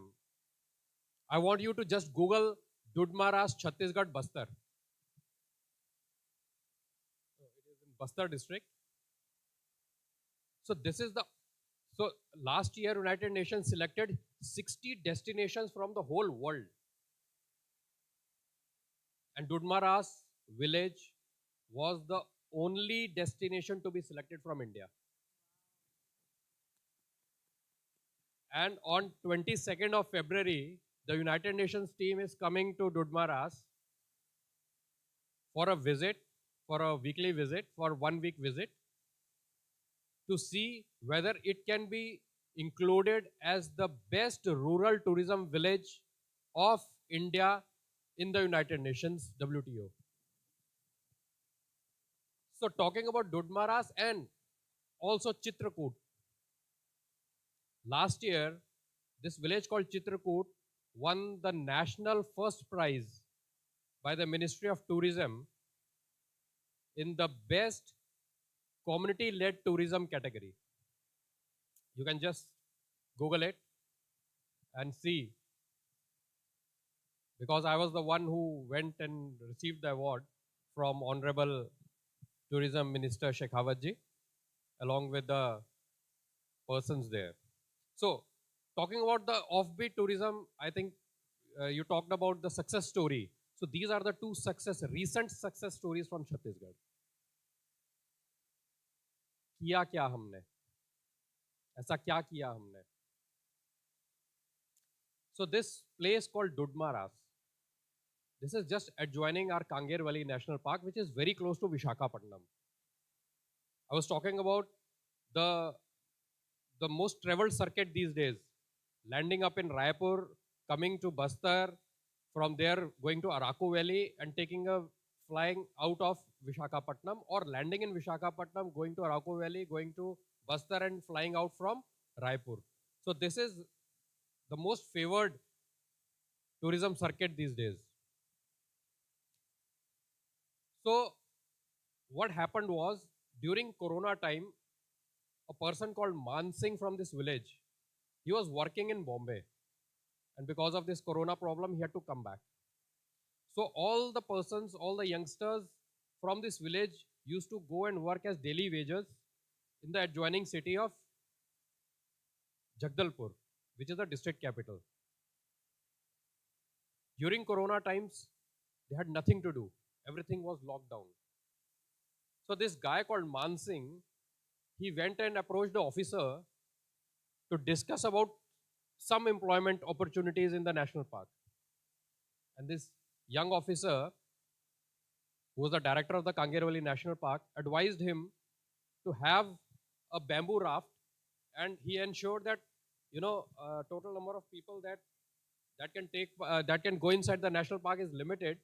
So whatever is the extra numbers, he would ask them to go to a adjoining village, which is only 3 kilometers from the gate of the national park, and some tourists would go there.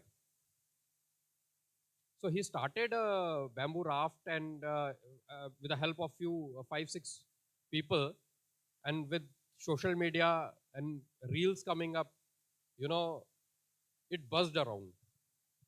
Now people first go to Dudmaras, and when time permits, they go to the national park. And this whole village are of around 40 houses. One person from each house is now working as a stakeholder, either running the adventure tourism of kayaking, boats, and there's a natural river which is coming from the national park, touching the village and going ahead. So they are doing rafting, bamboo rafting, kayaking, and then slowly they developed selling out the handicrafts. They were trained as guides. So we came up with solar energy in the villages, and now these people used to go to Jagdalpur to work. Nobody knew about this village. Now people from Jagdalpur come to this village. So what we have done is, tourism has stopped the migration from village to the urban areas. And this village has completely working as a tourism village. Now I talk about Chitrakoot. Chitrakoot, as you all know, we have Chitrakoot waterfalls, which is called as the Niagara Falls of India. So there's a community totally involved in maintaining the waterfall, running the boatings. We have a resort there. So the whole thing is, how do we involve the whole communities with our resorts and with the tourism sector? So first of all, we started with the farm to table concept. जो गांव में घर में सब्जी लगेगी, वही resort में हम खरीदेंगे, right? So farm to table concept. गांव वालों को डायरेक्ट तुम ये सब्जी, ये साग, ये लगाओ, we will purchase it in our resort, and that will be served to the tourists. So employment generation, one, direct purchase, direct economy benefit to the villager. Second, we developed cultural troops in the village. So these people, on the weekends of Friday, Saturday and Sunday, 3 days in a week. So this cultural troupe will go, and we have created amphitheaters in the resort, and they will have a cultural exchange with the tourists. They will perform, and then they will tell about their culture, the tribal culture. So we are protecting the culture, the Sanskriti, the folk dances, and we are enriching the experience of the tourists. So this is second way, and we are paying them. So this is the second way how we are helping the communities in the offbeat destinations to generate money. Third is to develop the tourist guides. So we have trained them in IITTM, Institute of Tourism and Travel Management at Gwalior. So we took out around 45 people from this tribal belt and we trained them in Gwalior, and now they are working as tourist guides. The local tribal people, the youngsters, they are now working as the tribal guides. So, and then we have these committees, the boating committees. More than 62 people are involved in the boating and adventure sports in that area. So this is how we have developed the offbeat destinations with the help of the communities. So this is how this model has worked. And last year in 2025, on the World Tourism Day, we got the national award in the categories of this rural tourism. Last but not the least, Chhattisgarh is known for its ethnicity. So people would come and stay in the hotels, they would see the tourists, the tribals, meet them, have a photograph and go back. So who is getting the money? It was the hoteliers. We wanted money to flow into the rural economy. So we have started developing homestays. Chhattisgarh has come up with a homestay policy and we have developed a homestays there. Now these people are not staying in the hotels, but they are staying with the tribal people in their homes, eating their food, learning their culture, and going back enriched midst of nature. So this is how we can, as a tourism sector, we can empower our communities and tourism can become, a main engine, the driving engine for increasing the rural economy. So this is the direct impact because as I say, tourism has a very direct impact on the rural economy. We can make a lot of positive change in the society through tourism. So these are two practices that I wish to share with you. Thank you. Thank you, Acharya ji. So that was the young Chhattisgarh Tourism Board Managing Director. Our state has taken up tribal tourism as well as village tourism in a large scale. So all those who want to invest in this sphere, you have a champion who's already shown us the way. And the route to Chhattisgarh is via Visakhapatnam. So remember, come to us and then go to them. We are brothers and sisters. We have with us the CMD of Symbiosis, Naresh Garu. He is going to tell us about private sector participation and investment opportunities in emerging and unexplored destinations. Naresh, your talk to us is a multi-discipline, multi-faceted talk. So I request you, with your vast knowledge of private sector investment, to give us hope, because all those in the audience are looking what they can do for Andhra Pradesh. Good evening, everybody, and a warm welcome to Visakhapatnam and Andhra Pradesh. Just for the benefit of people who are visiting Visakhapatnam, I would like to tell you Visakhapatnam is the 9th richest city in the country in GDP. Out of the 6 metros, only Ahmedabad and Pune are ahead of Visakhapatnam. And the GDP of Vizag is about $48 billion. And we are talking about ecosystem and private investment into Vizag. So I would like you to know and spread the message before an investor wants to come and invest in Visakhapatnam, what is happening in Visakhapatnam. I don't know how many people are aware that warships of this country are being built in Visakhapatnam. The warships, the Eastern Naval Command is here. There's a Hindustan shipyard that builds the warships of this country. Nuclear submarines are being built in Visakhapatnam at the shipbuilding center. So if you just think Vizag is, on a beach and fun, no. Serious things are happening here. Nuclear submarines, There's a big nuclear submarine base at 35,000 crores coming up at Rambili. There's a bark center producing clean nuclear energy just 50 kilometers from Vizag. These are the kind of developments happening in Visakhapatnam before anybody wants to invest in tourism. And you heard of Sundar Pichai of Google. He's investing $15 billion to make this a AI hub in line with the National Artificial Intelligence Mission. It's not about data centers, not about normal computers. It's $15 billion into artificial intelligence, a National Artificial Intelligence Hub pioneered by the Prime Minister. Sundar Pichai met him, spoke to him, and is investing in Vizag. Visakhapatnam is going to become the data center capital of the country. Reliance is investing as much as Google for a 1 gigawatt data center. CFI is investing on behalf of Meta and Facebook in Visakhapatnam for a data center.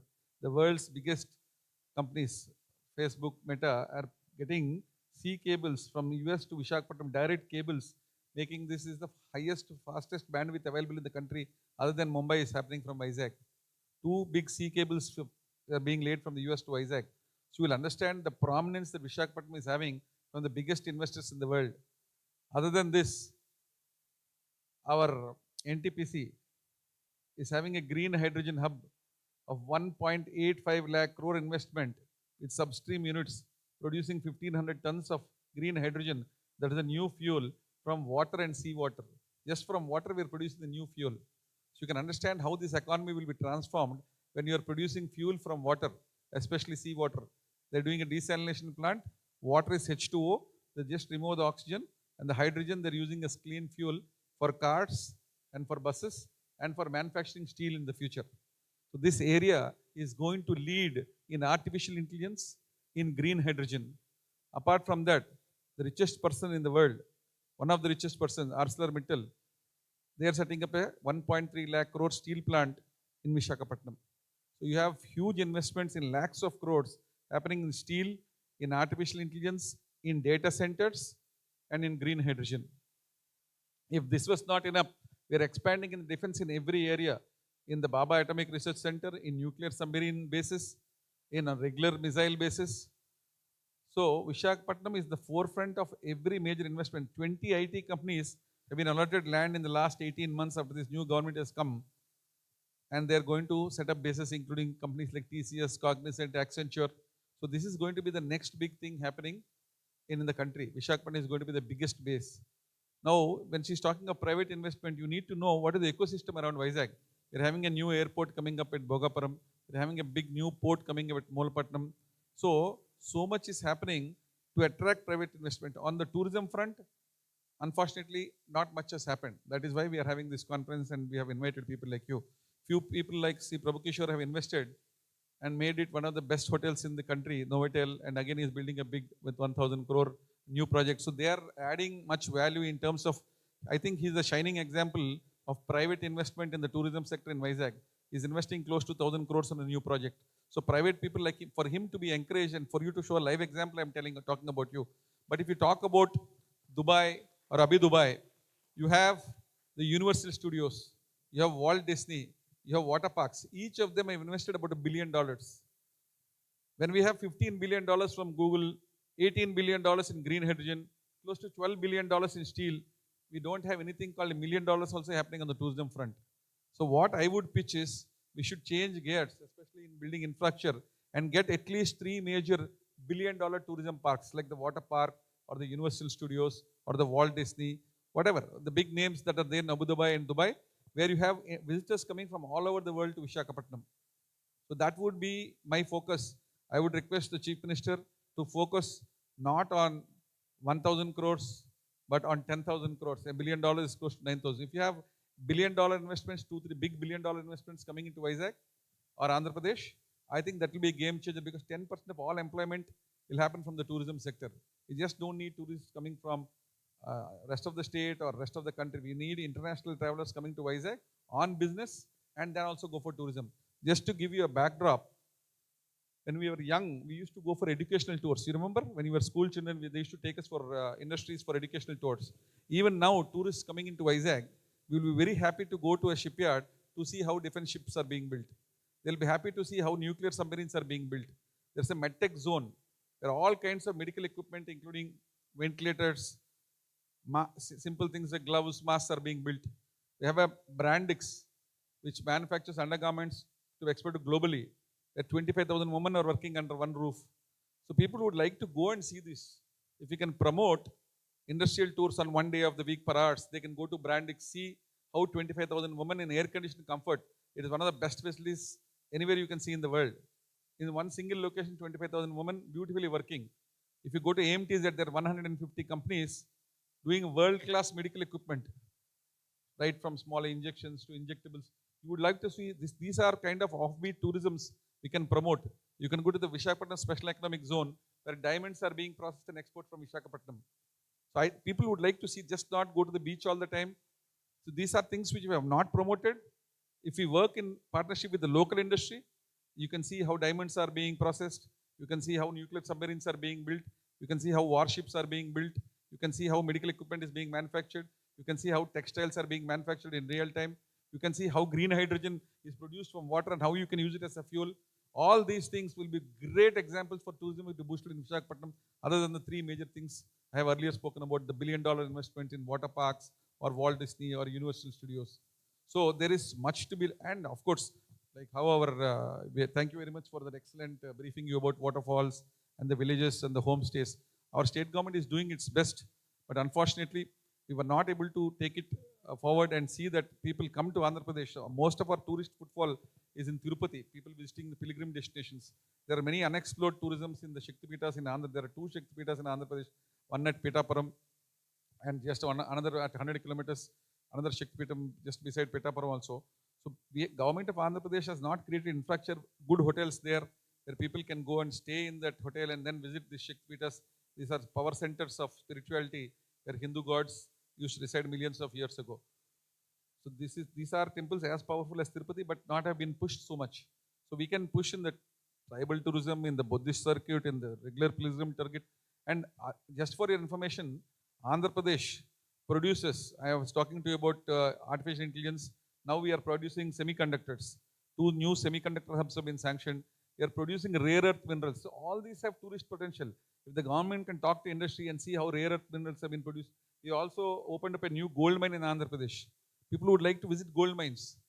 So my request is, if government can partner with local industry, people would love to visit gold mines which have been recently opened in Andhra Pradesh. They can visit all these places which I have just spoken about. So there is a great potential in the private sector in Andhra Pradesh. Like I was telling, in agriculture, we are the top producer of cocoa in the country. We produce 40% of the cocoa. All the chocolates being manufactured in India are produced from Andhra Pradesh. People would love to go and see cocoa farms, and if there's a good chocolate unit there, families can go and see how cocoa is produced, how chocolates are being produced. We can make this an educational tourism plus fascinating tourism.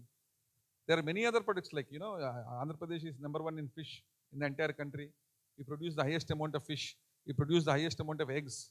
We produce the highest amount of shrimp. We are #2 in maize.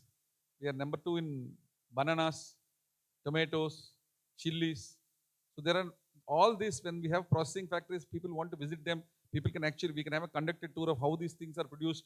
In jasmine, we are the #3 in the country. We produce the largest amount of flowers in the country, which we export to Singapore and Malaysia. If people can visit these farms and see how scent is being produced in Andhra Pradesh.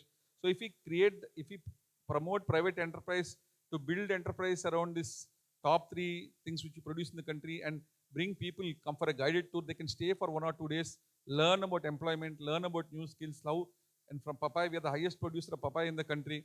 They can produce papaya and medicine is produced over there. So people would love to see things like that. We are having so many things. Like the Aruku coffee is a very small thing which we are promoting. There are so many other rare herbs which we can promote in Andhra Pradesh. So my request to the government of Andhra Pradesh is not only focusing on the infrastructure and the homestays, which they've said, but my main focus would be to bringing that $1 billion investments like how Google and all have come to transform Andhra Pradesh is the #1 tourism hub of the country. I think that focus is missing right now. But once they're focusing on IT, AI, semiconductors, rare earth minerals, but one and a drone city and a space city. But now if the focus moves to tourism, which I think has not yet moved, once the focus is there, we already are building large number of hotels. We have enabled it. Once the new airport is coming, Visakhapatnam is now coming up with about 10 5-star hotels. You'll be shocked to know 4 big malls in the country, In Orbit Mall, Raheja Mall, all of them are coming here. all the leading hotels like Oberoi, Taj, Mayfair, Atmosphere Group. You can see 10 major hotels are coming to Vizag and they'll be operational in Hyatt, Hilton. All of them will be operational in the next 2 to 3 years. So a major tourism boom is going to happen. These are enablers for tourism. But if the government give incentives, for IT came here because the land was given at very low prices and we have the highest amount of renewable energy in the country. We produce the highest amount of green power, solar power, wind power, pumped energy storages. Pumped energy storage also can be a beautiful tourism spot where water is produced from water falling from height down and again repumped back and you produce electricity from that.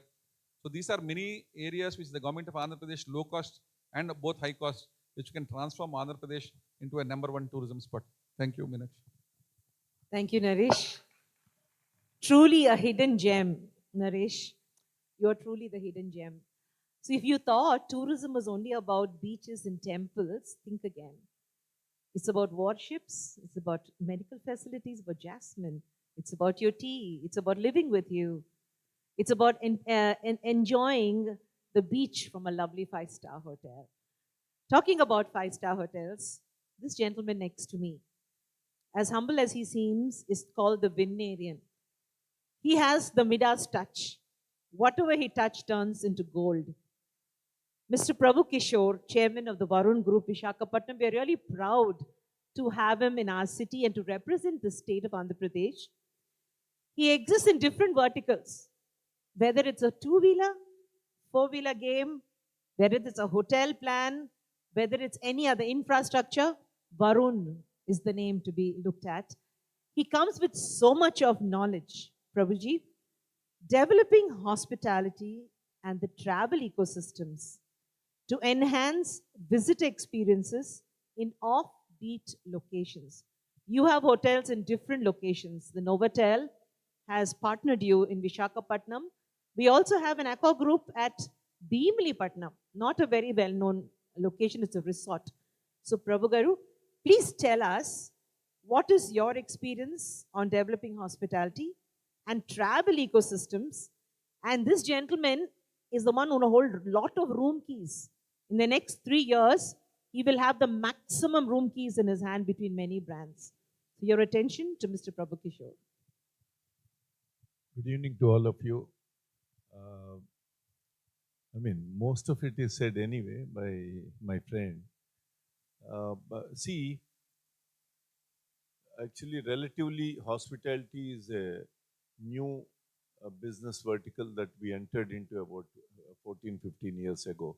We are basically an automobile company for the past 75 years. So coming to the hospitality, we have had we are actually fortunate that we had a good journey so far, because in the last 15 years or 14 years, after we inaugurated Novotel Vizag, not many hospitality projects have come into Vizag, the two particularly 5-star deluxe properties. So we had a good run. But now, I think, I have a slightly different perspective. I'm sure in the past 25, 30 years, we have been talking about Vizag as the second Mumbai, fastest growing Asian city. So many nomenclatures, citations and titles were given, but whatever reasons, nothing significant has happened. The city evolved by itself, like any town, any village evolved over the last 20, 30 years because of internet, because of emails, because of IT. It's a game changer that we have been seeing from 95. So from Stone Age to Human Age, like that, from 94, 95, the whole thing changed globally. And every place took advantage of it, whether it's a small village or a town. So every place has evolved, every place has grown. For example, if you take automobiles, India used to make and sell about 300,000 vehicles per annum in about year 2000. 3 lakh vehicles were the numbers that were selling in year 2000. Now we are selling 45 lakhs. So where's 3 lakhs and where's 45 lakhs in 25 years? So things have changed. we used to wait for a scooter for 10 years, a gas cylinder for 5 years, telephone for 8 years. Things have changed dramatically. So, I mean, Vizag or Andhra Pradesh also evolved or changed uh, along with all other places, but nothing significant happened. So we would like to believe, as Vizag lovers and born brought up people of Andhra Pradesh, we would like to believe and we would like to fantasize that now is the time for Andhra Pradesh and Vizag to uh, probably Vizag 2 or Vizag 3 or Vizag 4, because inherently we have a lot of strength in this city and in the district. We are no less than Goa. I always felt we are no less than Goa, far better than Goa, because we have wider roads. Like he said, many more fun things. Other than ocean, we have many more places to go, see. Therefore, Vizag has a lot of potential, not only Vizag as a district. Not only five-star hotels. When I talk about tourism, it should be 2, 3, 4, and 5-star. And every player has a role or a place to do something in this city. No doubt, the land prices have gone very, very high, which is an entry barrier. I think government is trying to do something in that area. But however, it's a great place for investment. What is important, what I expect from the government is whatever they emphasized 2024-29 tourism plan, whatever they have written down in that, incentives or industry status, so many things. I want them to be in letter and spirit implemented. That should become a reality on the ground. Tourism madam is also sitting here. I'm sure she knows what I'm talking about. There's a lot of gap between what is there in the book and what happens on the ground. Department to department, there's disconnect. So I don't know how they'll thrash out all those things, but we as stakeholders, we face this every day. So all in all, I think it's a great place. It's a good business. It creates a lot of employment and a lot of feel-good factor. People will, visitors, first thing they need is a good place to stay. A nice bed, nice pillow and a washroom and decent food. So if we can deliver that, it's a chicken and egg story. We bring in some good projects, nice compact projects, then people will come. When people will come, naturally more and more projects will come up. So it's a chicken and egg and complementary business, people and hospitality. It has a lot of future. I am investing a lot of money. We at Varun Group are investing a lot of money in Andhra Pradesh, including the capital Amravati. We just started work in Amravati.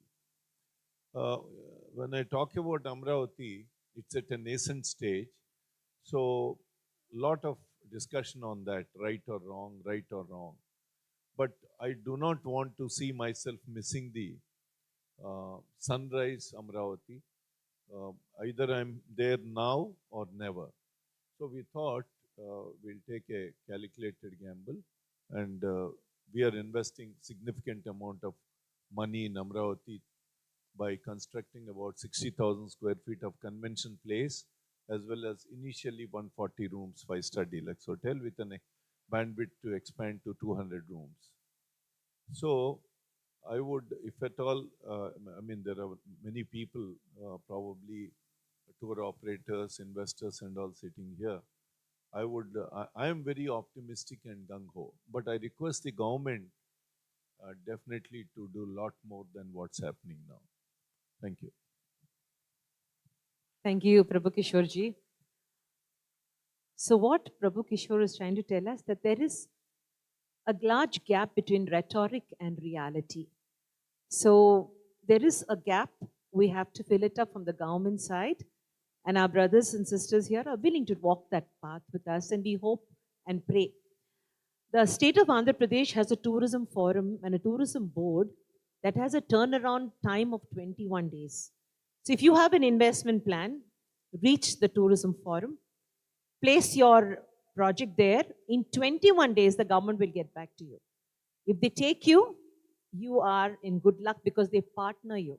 So when our chief minister is coming up with these projects, and brothers like this have given us the facilities of facades of good hospitality, all of us, I think, are in a win-win situation. Thank you, Prabhuji, for that beautiful, enlightening talk. We have with us a lovely lady here, Srimati AAL Padmavati. She's the Executive Director of APTDC. Ma'am, what is your opinion on strategic destination development and infrastructure planning to bring lesser known attractions into the tourism mainstream?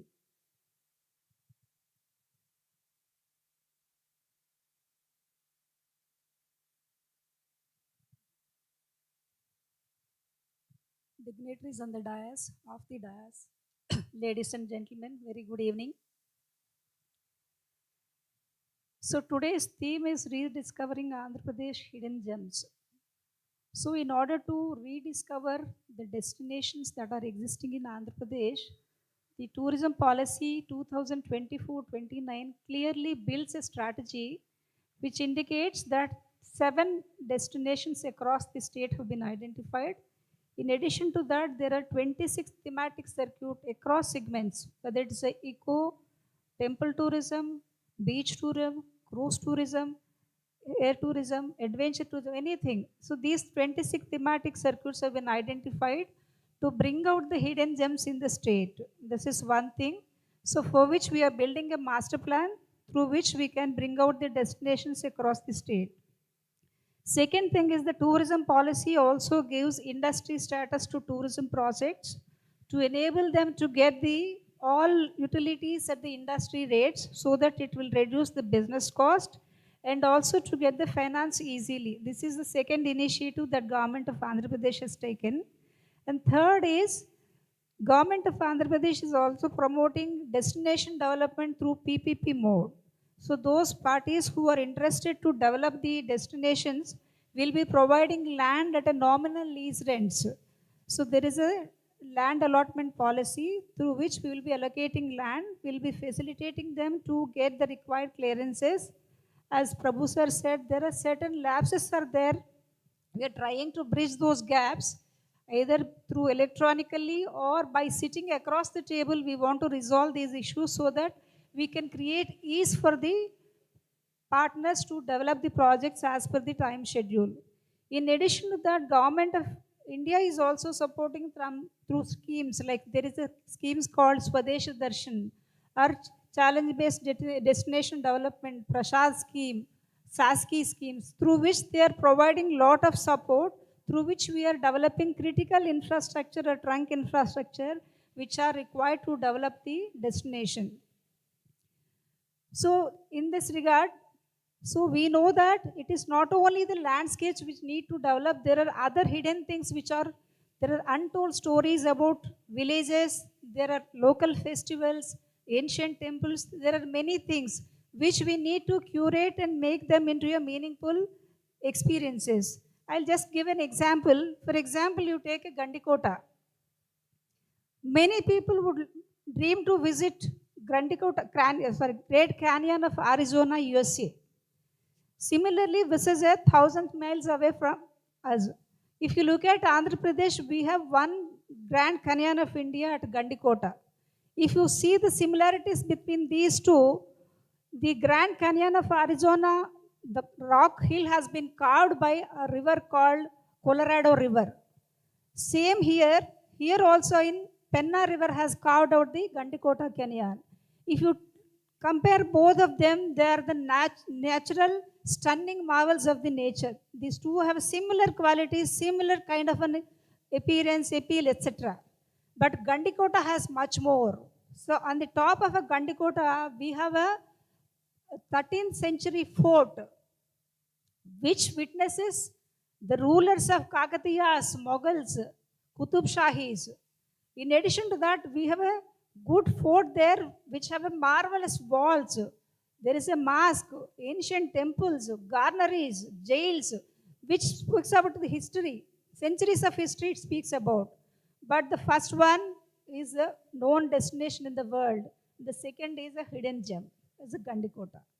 So the hidden gem cannot shine on their own unless you polish it with the policies, strategies, telling stories. You bring them, then only we'll be able to market them. So in those regard, we need the support of the travel and tour operators to bring stories around this, to curate the experiences, to make a package and market it so that Andhra Pradesh can present this unto the world. This is about regarding this. And coming to the Naresh is telling, so there is a huge development that is taking place in Visakhapatnam. It's true, when development takes place, we need some kind of a relaxation, leisure, because the tourism is a stress buster.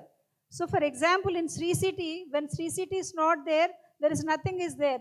After the Sri City development, lot of people are asking for a tourism kind of an activities for relieving their stress. So similarly in Visakhapatnam also there is a lot of development that is take place. Parallelly, it will also create an opportunity for the tourism activities to grow along with that. Similarly, the industrial activity can also be utilized as an education tourism because students would like to know what is actually happening in the industry practically. That can also be created.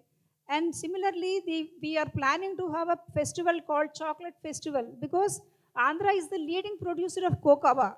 And the biggest plant by Cadbury has been built in Sri City. It is India's largest plant. So we want to coordinate with the promoters and the industry. We want to create a festival called Chocolate Festival to create some kind of an experience. Because now tourist preferences are changing. Everybody wants to have a real and authentic experiences. It should be a memorable experience. Instead of creating a traditional type of a destination development, we should move away from that and we should create stories around each of the experience so that it will be memorable to the travelers. Thank you. That was so eloquently put, madam. So ma'am says life is not an event, life is an experience. Please help us create stories around those experiences so that we can call more people to come and see. Very soon we want the Grand Canyon to be known as the Gandikota of USA. Because if you go there, you will understand how beautiful it is. Thank you, ma'am. Thank you so much. Our young friend in the corner there is a guy to watch out for. Tarun Kakani, President of ADTOI, Andhra Pradesh, the adventure guy here. Tarun, you are the guy who has rowed the boat for the state. Mobilizing tour operators to design and market innovative itineraries around Andhra's hidden gems. What is your opinion as an adventure guy, a boat operator? You take every stream of life as your own. So tell us, what do you want to do to mobilize all these wonderful people to design and market innovative itineraries to come to us? Thank you, Meena, for the wonderful words. I think you have sparkled, the enthused both in the audience as well as in the panelists. So it is a very learning experience for me to hear from Dr. Vivek Acharya in regards to experiential tourism and rural tourism per se. And then the next panel speaker, Naresh Garu, talking about, he doesn't want anything in the bottom line, everything on the top line and with huge investments. He wants not just the traditional tourism, but also, the other sectors to come into play. And then we have, actually, you call him the Vizag Doyen, but we call him our own Vijayawada Gem, Prabhu Kishore Garu. So, although he started the Novotel here first, we are glad that he came back to his roots 7 years later and then started the Novotel Varun and Vijayawada as well. And then ma'am Padmavati Garu has pinpointedly spoken about, what is exactly required in terms of, weaving the stories by the tour operators that are present here in terms of drawing crowds, not just domestically, but also, international crowds. So that is exactly where, I think the motive of this particular convention comes to place. And I think we have got a lot of seniors sitting both on the dais and off the dais that have spoken during the inaugural session as well. I think we have got industry experts in the travel from the ADTOI, the executive body that are sitting here. We have got the international bodies like SCAL that is here. The vice president is here, and then Mr. N.S.N. Mohan. And then we have got a lot of other doyens from the tourism industry that are there who can talk about how to weave stories. So we also have people that have come here to Vizag today, all the way from Jammu and Kashmir. So we've got JKT Srinasir. Welcome. Good to see you. So the point here is, if you just market, just as I would like to reiterate what Ma'am Padmavati Garu said, if you are marketing a destination as a photo picture, that is, if you say come to Gandikota, it's the Grand Canyon of India, then it just happens to be a picturesque moment. But if you make it as an adventure experience, then it becomes an experiential tourism. So instead of just saying that, we've got Grand Canyon, it's very beautiful, it's all that. But if you start weaving the story around it, if you say that it's a 200 million year old rocks that are there, and the experience that you get by, traveling by kayaking or, by an electric boat, when you hear the rocks whisper, when you hear the nature, when you hear the mother nature speak, that is what will draw international crowds. And that is exactly what is required in terms of the tour operators that are here to actually kind of change the literature that is being used. I think we've got our marketing team here from APTA as well, who have done a wonderful job in the past few years as well in terms of weaving the story of Andhra Pradesh. So once you change the literature and once you change the story, that's when we draw crowds that are coming from both domestically and internationally. So talking about adventure tourism, when you talk about literature, that is one part of it. The other part of it comes to safety aspect, especially when you're talking about adventure tourism. So people who are coming all the way from international destinations and domestic destinations too, they crave for safety. So especially in adventure tourism aspect. So while we view the wonderful stories and we want all of them to experience the beauty of the nature that is there and the destination, the duty on the adventure tour operator is to ensure the safety of each and every passenger. So the do's and don'ts that are there, the waivers that need to be given out to people that have certain health conditions, all those things need to be explained in detail, and it helps to have digital scan codes, that can actually detail about what are the things that can be done positively and what are the things that you need to avoid at any cost. Just like sir, I would like to take out a leaf from Sri Vivek Acharya's speech about, few of the tourists that are coming in and taking pictures with the tribals. If you actually refer back to the annals, you'll see that a similar thing happened in the Andamans as well. So sustainability is one aspect that we need to protect at any cost, and we need to ensure that India doesn't become another Spain or another Europe at the moment, because Spain has got over tourism, and Europe is already saying, we are already overboarded, so please stop coming to us. So I think we need to have a balance in terms of promoting the destination both as a wonderful destination that we want us to visit, but at the same time, it is not just the government and the tourism authorities that are there to make sure that the safety is there, but the onus lies on the tour operators as well, and the responsibility of the tourist also lies. If you see our Prime Minister Sri Narendra Modi's quotation about incredible India, the way he is promoting, not only tourism spots but also the wildlife. If you look at the Kuno cheetahs, that's a wonderful success story.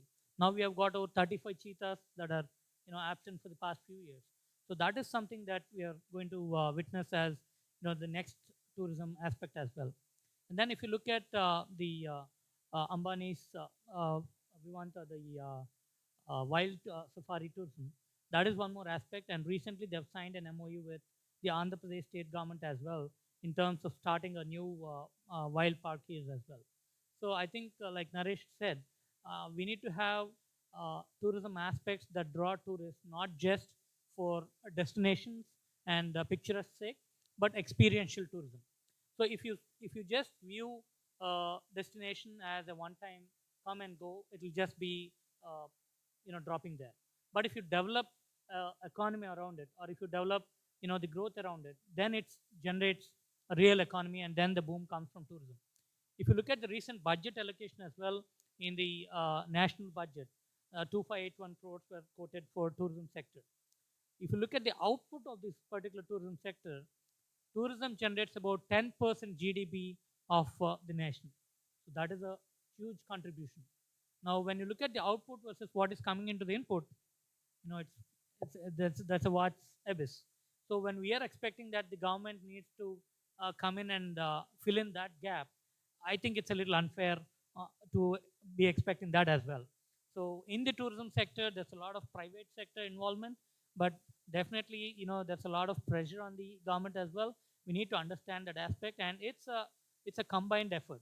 I think it's a stakeholder input coming from the tourists, from the tour operators, from the government, from the associations, and it's a team effort that everybody comes into play. And only then we can make the experience, a memorable one, and make sure that it's passed on to the next generations as well. That's what I think. Thank you, Tarun. Thank you.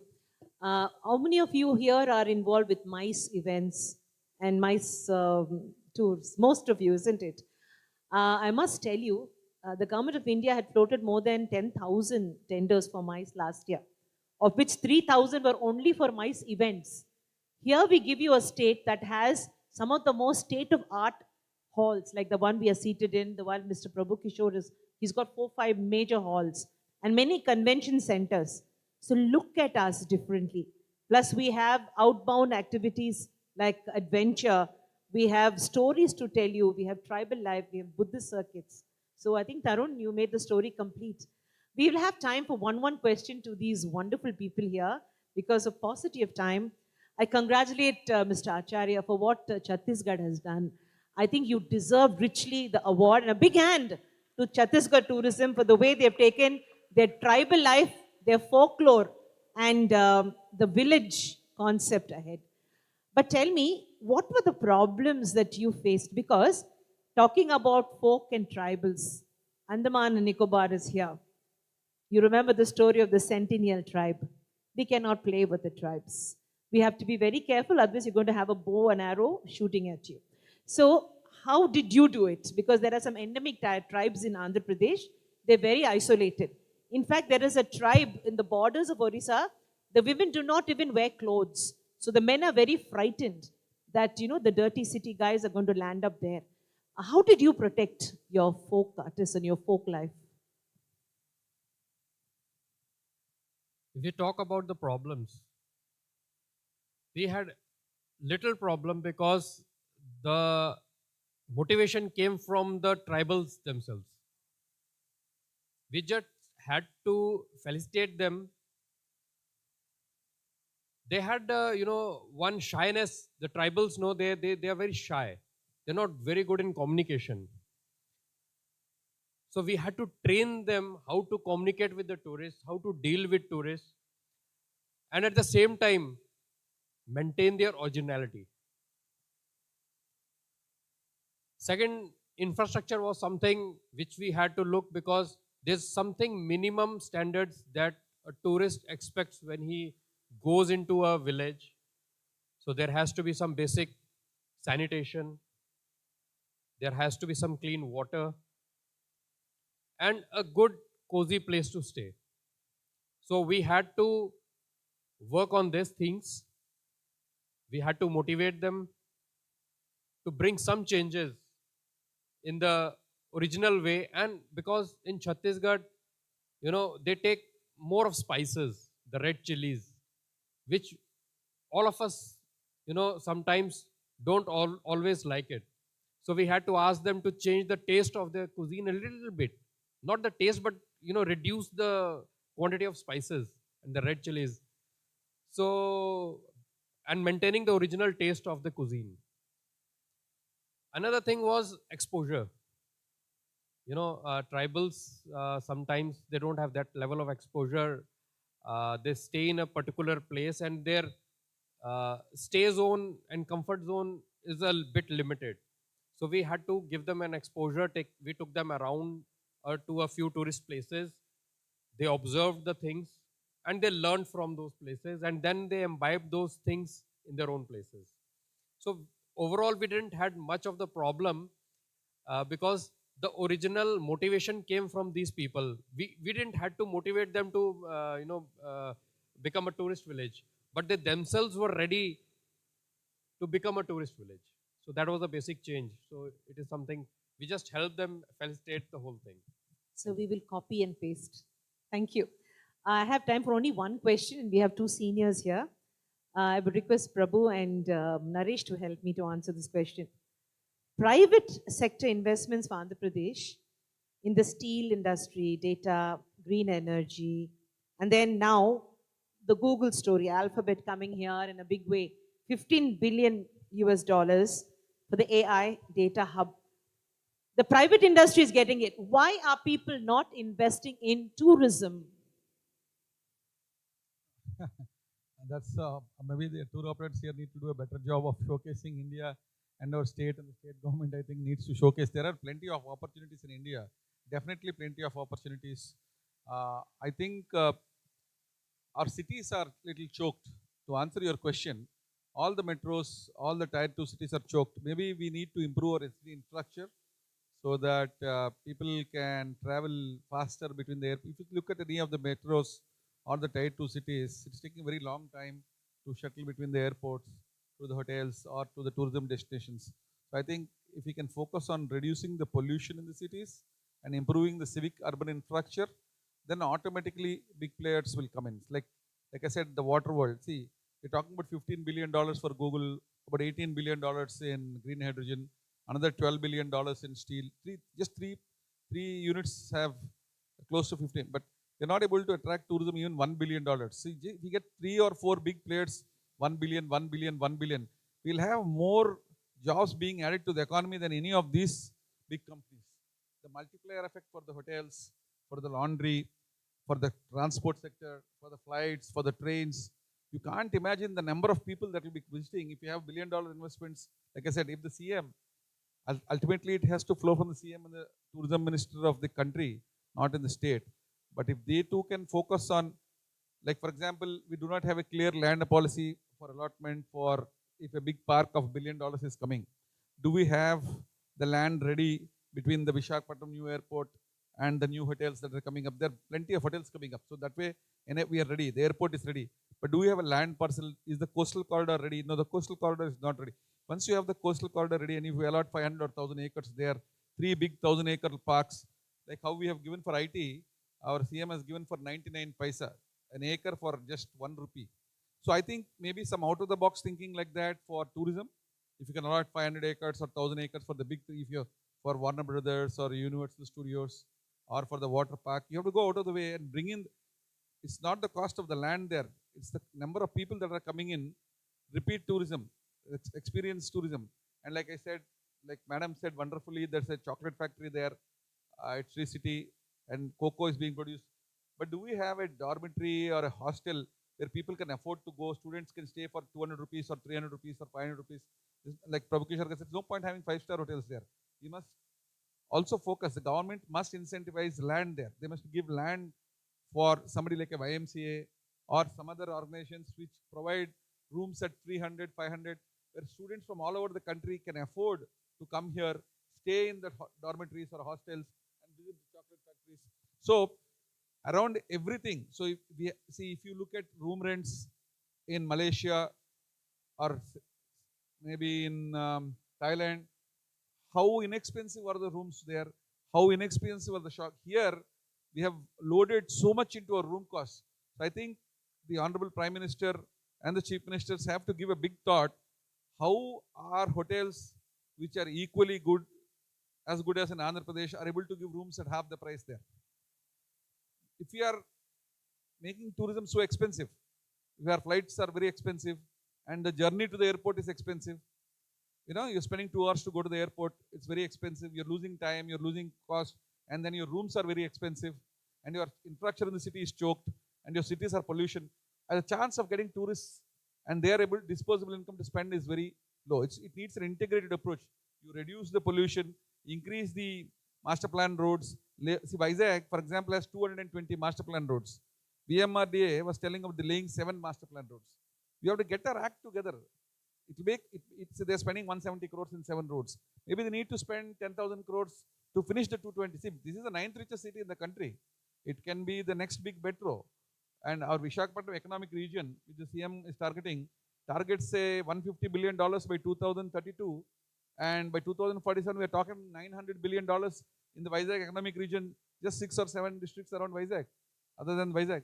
So, when we are making such big claims or big targets, are we doing enough to reduce the cost of living? Our power rates. See, Andhra Pradesh is the largest producer of green power in the country. In solar power, wind power, pumped energy. We also produce nuclear power. We have thermal power, all hydraulic power. We are very good in every area. But are we reducing the cost of power? Are we reducing the cost of transportation? Are we reducing the distance to the airport? Are we reducing the cost of hotels? Why are other countries able to provide similar rooms at half the price? If you are not doing your fundamental and ask private investment to come in, why would any investor come? You are adding up to his cost. People have a limited budget. Your train, Vande Bharat trains, how many are there? You just started Vande Bharat trains. So if you just get up if anybody wants to leave Vizag today evening, 7 o'clock, 8 p.m., and by 4 a.m., 5 a.m. if they're in Hyderabad, Chennai, Bangalore, Calcutta, any of these metros, that is my dream. We have 10 metros. By the way, we are talking to the government. The government is in advanced stage of getting 10 Vande Bharat sleeper trains. So any of you visiting Vizag, you come at 8 p.m., you leave at 8 p.m., you will be at 5 p.m. any of the other metros in the country. Now, Ashwini Vaishnav was talking about 3 bullet corridors from Hyderabad to Pune, Hyderabad to Chennai, Hyderabad. In 2 hours, you will be reaching half the time of flight. So that is going to be a game changer. If you get a bullet train to Vizag, and if people can reach Hyderabad in 2 hours, Pune in 2 hours, Chennai in 2 hours, Bangalore in 2 hours, and then you reduce the cost of hotel rooms, you improve the city roads, you lay the coastal corridor roads, and provide land at subsidized rates, give them incentives like not correct. See, for example, you levy municipal tax. So these projects, I think Prabhu Kishore knows, takes 7 to 10 years to break even normally. He was lucky to break even in 3 years, but generally it takes 7 to 10 years. So government should waive municipal taxes, should make them entry barrier free. You should not leave it should be zero cost entry into Andhra Pradesh. No land registration costs, no municipal approval costs, no power deposits. Unnecessary, you are loading costs onto the entrepreneur. And then every year levy vacant land tax, and then building is completed, again you lay municipal tax. See, for 5-7 years until the entrepreneur breaks, these are the costs which you are living and killing an enterprise. So if you make the enterprise flourish by reducing costs, make it affordable, and try to build not only 5-star hotels like you said, but affordable rooms for 93% of the country doesn't pay income tax, sir. We have only 7% of the people filing income taxes, and only 3% paying income tax. So, if you are not focusing on 97% of the people who don't pay tax, 93% don't file, 97% don't pay a rupee of income tax. So, this is the target population of the country, and you are not doing anything to promote tourism for the 97% Thank you. of Yes, the country. Naresh. Thank you. Got the point. I think we just come to very extended extension of the session. But ladies and gentlemen, you're with the Andhra Pradesh ADTOI National Travel Mart's Rediscovering Andhra's Hidden Gems session. We've had 5 wonderful gems on stage, and if you want to interact with them, you can always do that. They're very accessible. Remember, life is all about the door that you will open. Every door in front of you is a door to opportunity. Make sure you knock. If nobody opens it, open and walk through. Welcome to Andhra Pradesh. I am your hostess, Dr. Meenakshi Anantram. Many of you know me as Meenamma because that is what my podcast is. I hope you watched Vijay Prabhu Kishore on Meet Meenamma. Ladies and gentlemen, I would especially like to thank Ved Khanna ji for reposing his confidence in me. And Vijay Mohan, thank you so much for giving me the honor to be here. In conclusion, I would like to say that there are a number of hidden gems being rediscovered every minute as we speak. We beseech to the government to change policies, to make the window easy, to give us ease of business, to understand that the marriage between a travel agent and an opportunity like Andhra Pradesh is a very thin line, and we have to tie those knots strongly together. This session is dedicated to each one here. We wish you all the best as you go back home. Meeru bagana challaga intiki ellali, ma bhojana tinesi. Please have a wonderful life and enjoy Andhra Pradesh because, yes, we are Andhra Pradesh. Thank you. I thank all the speakers. Thank you, sir. So kindly stay back. We have a small felicitation, a token of love from the entire team. May I now request Mrs. Ishad Patel, ma'am, Chairperson CSR ADTOI, to kindly join on stage for the felicitations. Prabhu sir, can I request you to kindly stay back for the felicitation, a small token of love. Thank you.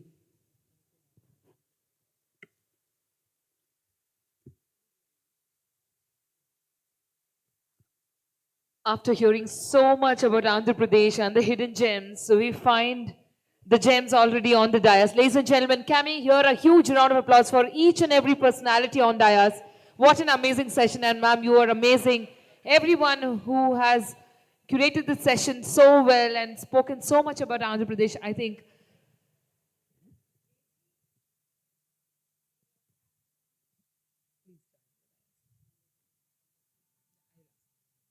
May I request everyone to kindly join on the for a group photograph as well, sir.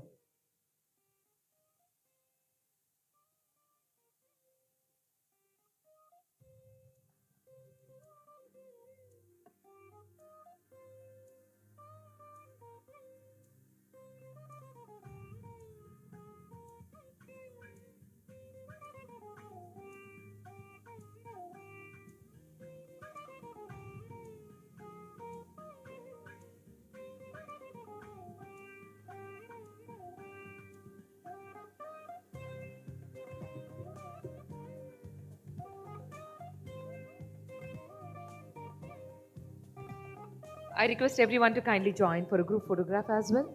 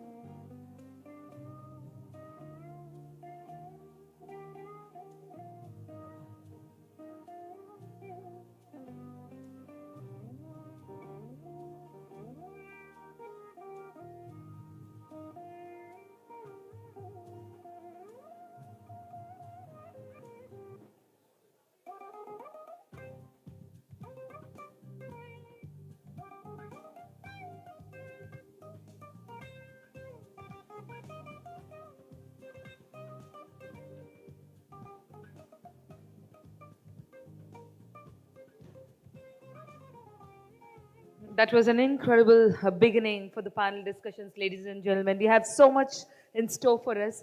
For now, we have the second panel discussion. We are quickly calling upon the second panel without any further ado. I request Shri NSN Mohan sir,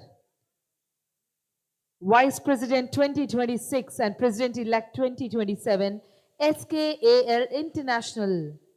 With a huge round of applause, the moderator of the session. And the session's theme says, Sacred Trails, Temple Tourism and Shakti Pitas.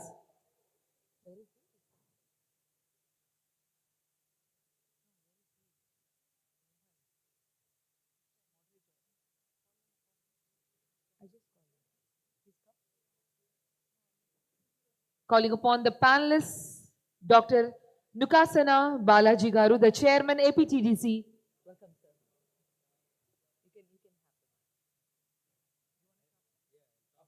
Okay, just a moment. Okay.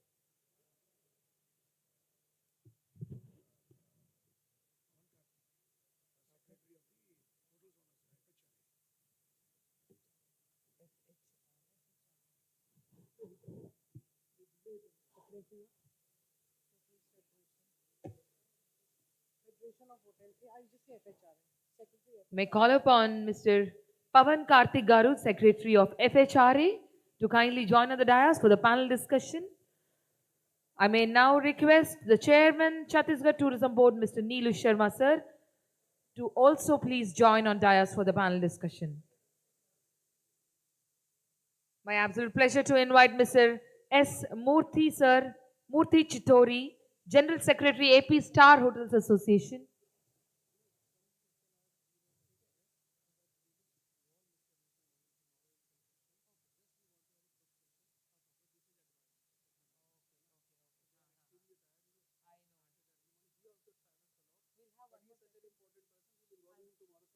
Okay, now we'll have a formal small session. Just a group photo. Just a group photo. We'll have the session tomorrow. Just a group photo of the panelists.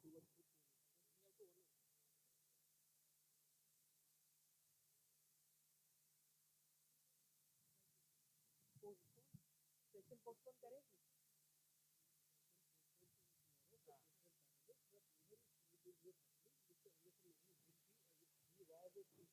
Okay, I think God is saying that he has to be speaker role. But having just call the name, I gave you the brief. Name I gave you. Vinod. Pavan. Pavan.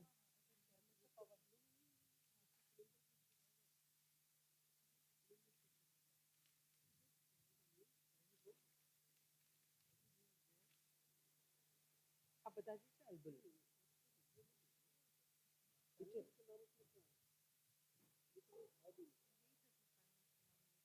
May I request Vijay Mohan sir, Chairman APTM, to kindly join on stage.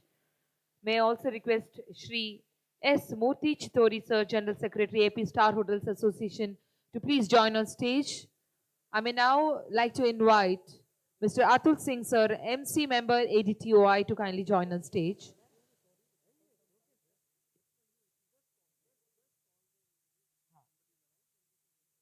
May I also request Mr.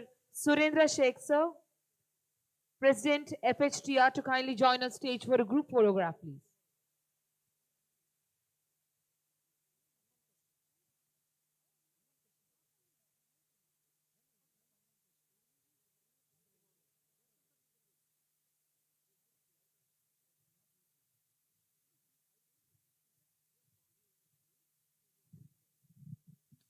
May I request all of you to kindly join on stage for a group photograph, please.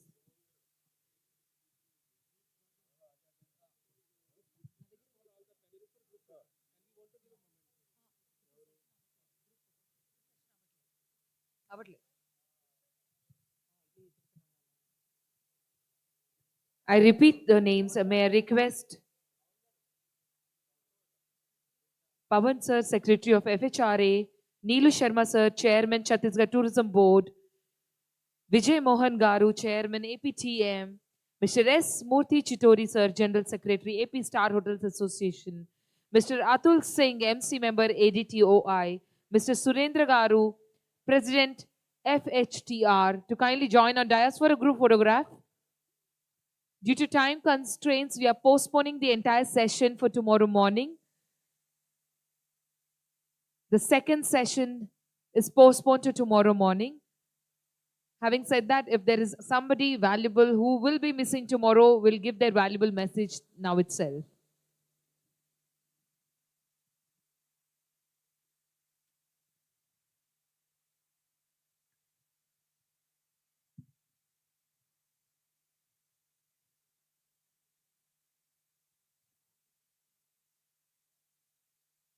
I request Ved Khanna sir to kindly present the mementos.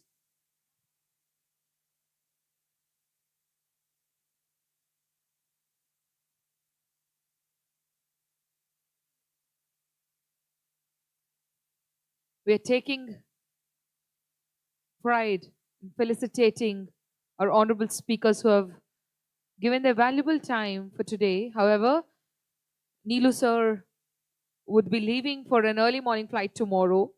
He's already delivered his valuable words in the morning.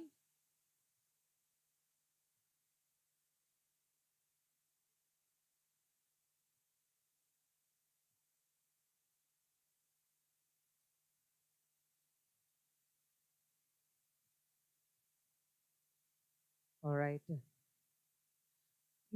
Yes, since Neelu sir is not available tomorrow early morning, if there is anything that you wish to share and they would love to hear, कुछ भी आप बोलना चाहते हैं तो.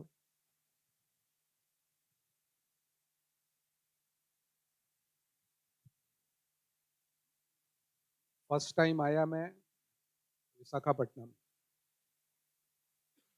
ADTOI को मैं सबसे पहले अपनी ओर से बहुत बहुत शुभकामनाएं और बधाई देता हूँ। प्रेसिडेंट सर यहाँ पे मौजूद हैं और उनकी पूरी टीम है। काफ़ी डिस्कशन हुआ है टूरिज़्म को लेके, पैनल डिस्कशन भी हुआ और हम लोगों को भी पैनल डिस्कशन करना था।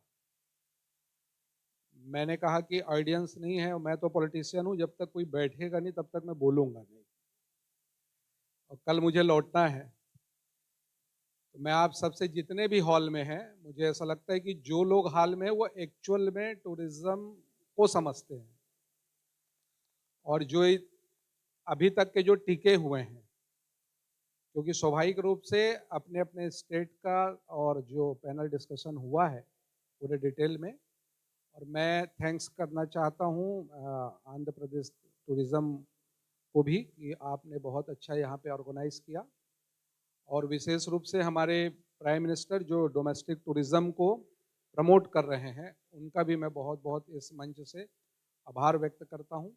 छत्तीसगढ़ का हमको यहाँ पर रिप्रेजेंट करने का अवसर मिला, और निश्चित रूप से हमने कहा है कि नेक्स्ट छत्तीसगढ़ में आप आइए, आपका वेलकम है, स्वागत है पूरी टीम के साथ। और आप सभी से भी जो भी इस हॉल में उपस्थित हैं, वो आप छत्तीसगढ़ आइए, हमारे छत्तीसगढ़ में आप रजिस्टर्ड होइए, छत्तीसगढ़ को आप घूमिए।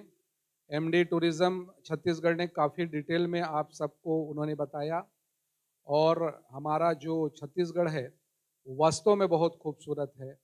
Water bodies, waterfall, historical place, tribal, वहाँ के ट्रेडिशनल, वहाँ के हमारे जो रिलीजियस टूरिज़्म है, आप जब आएंगे तो निश्चित रूप से आप देखेंगे कि वास्तव में छत्तीसगढ़ जो है वो टूरिज़्म के लिए घूमने के लायक है।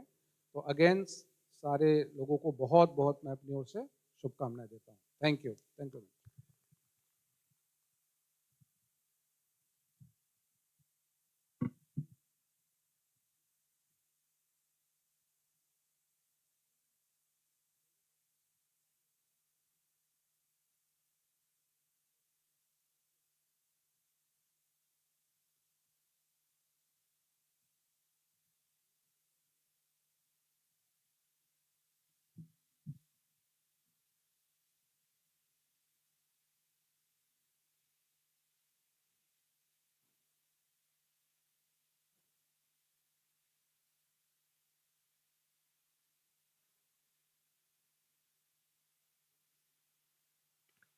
So apologies from our end.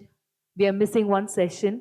However, we are blessed to listen to the words of our sir, and we are going to repeat this panel tomorrow morning as a first session. Tomorrow we begin the panel discussion with this session that we have missed right now. Ladies and gentlemen, thank you so much for joining us since morning. You have been a wonderful audiences. You have truly been patient and such a wonderful audience to be with. Thank you so much for the opportunity. Thank you so much for all your time. See you all, probably we are all meeting at Novotel. And tomorrow morning we are starting with the panel discussions at 10 a.m. I request each and everyone to avail the free bus facilities, the hop on and hop off facility, which is available for all of you. You can have a free ride to and fro the venue and have the beauty, have a good looks of the beauty alongside the shore.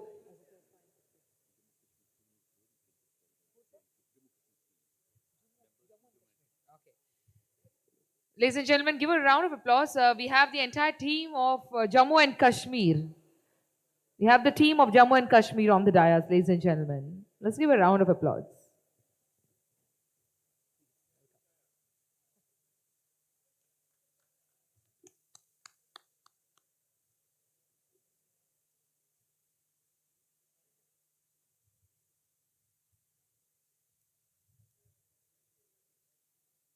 Thank you so much. Thank you. Thank you.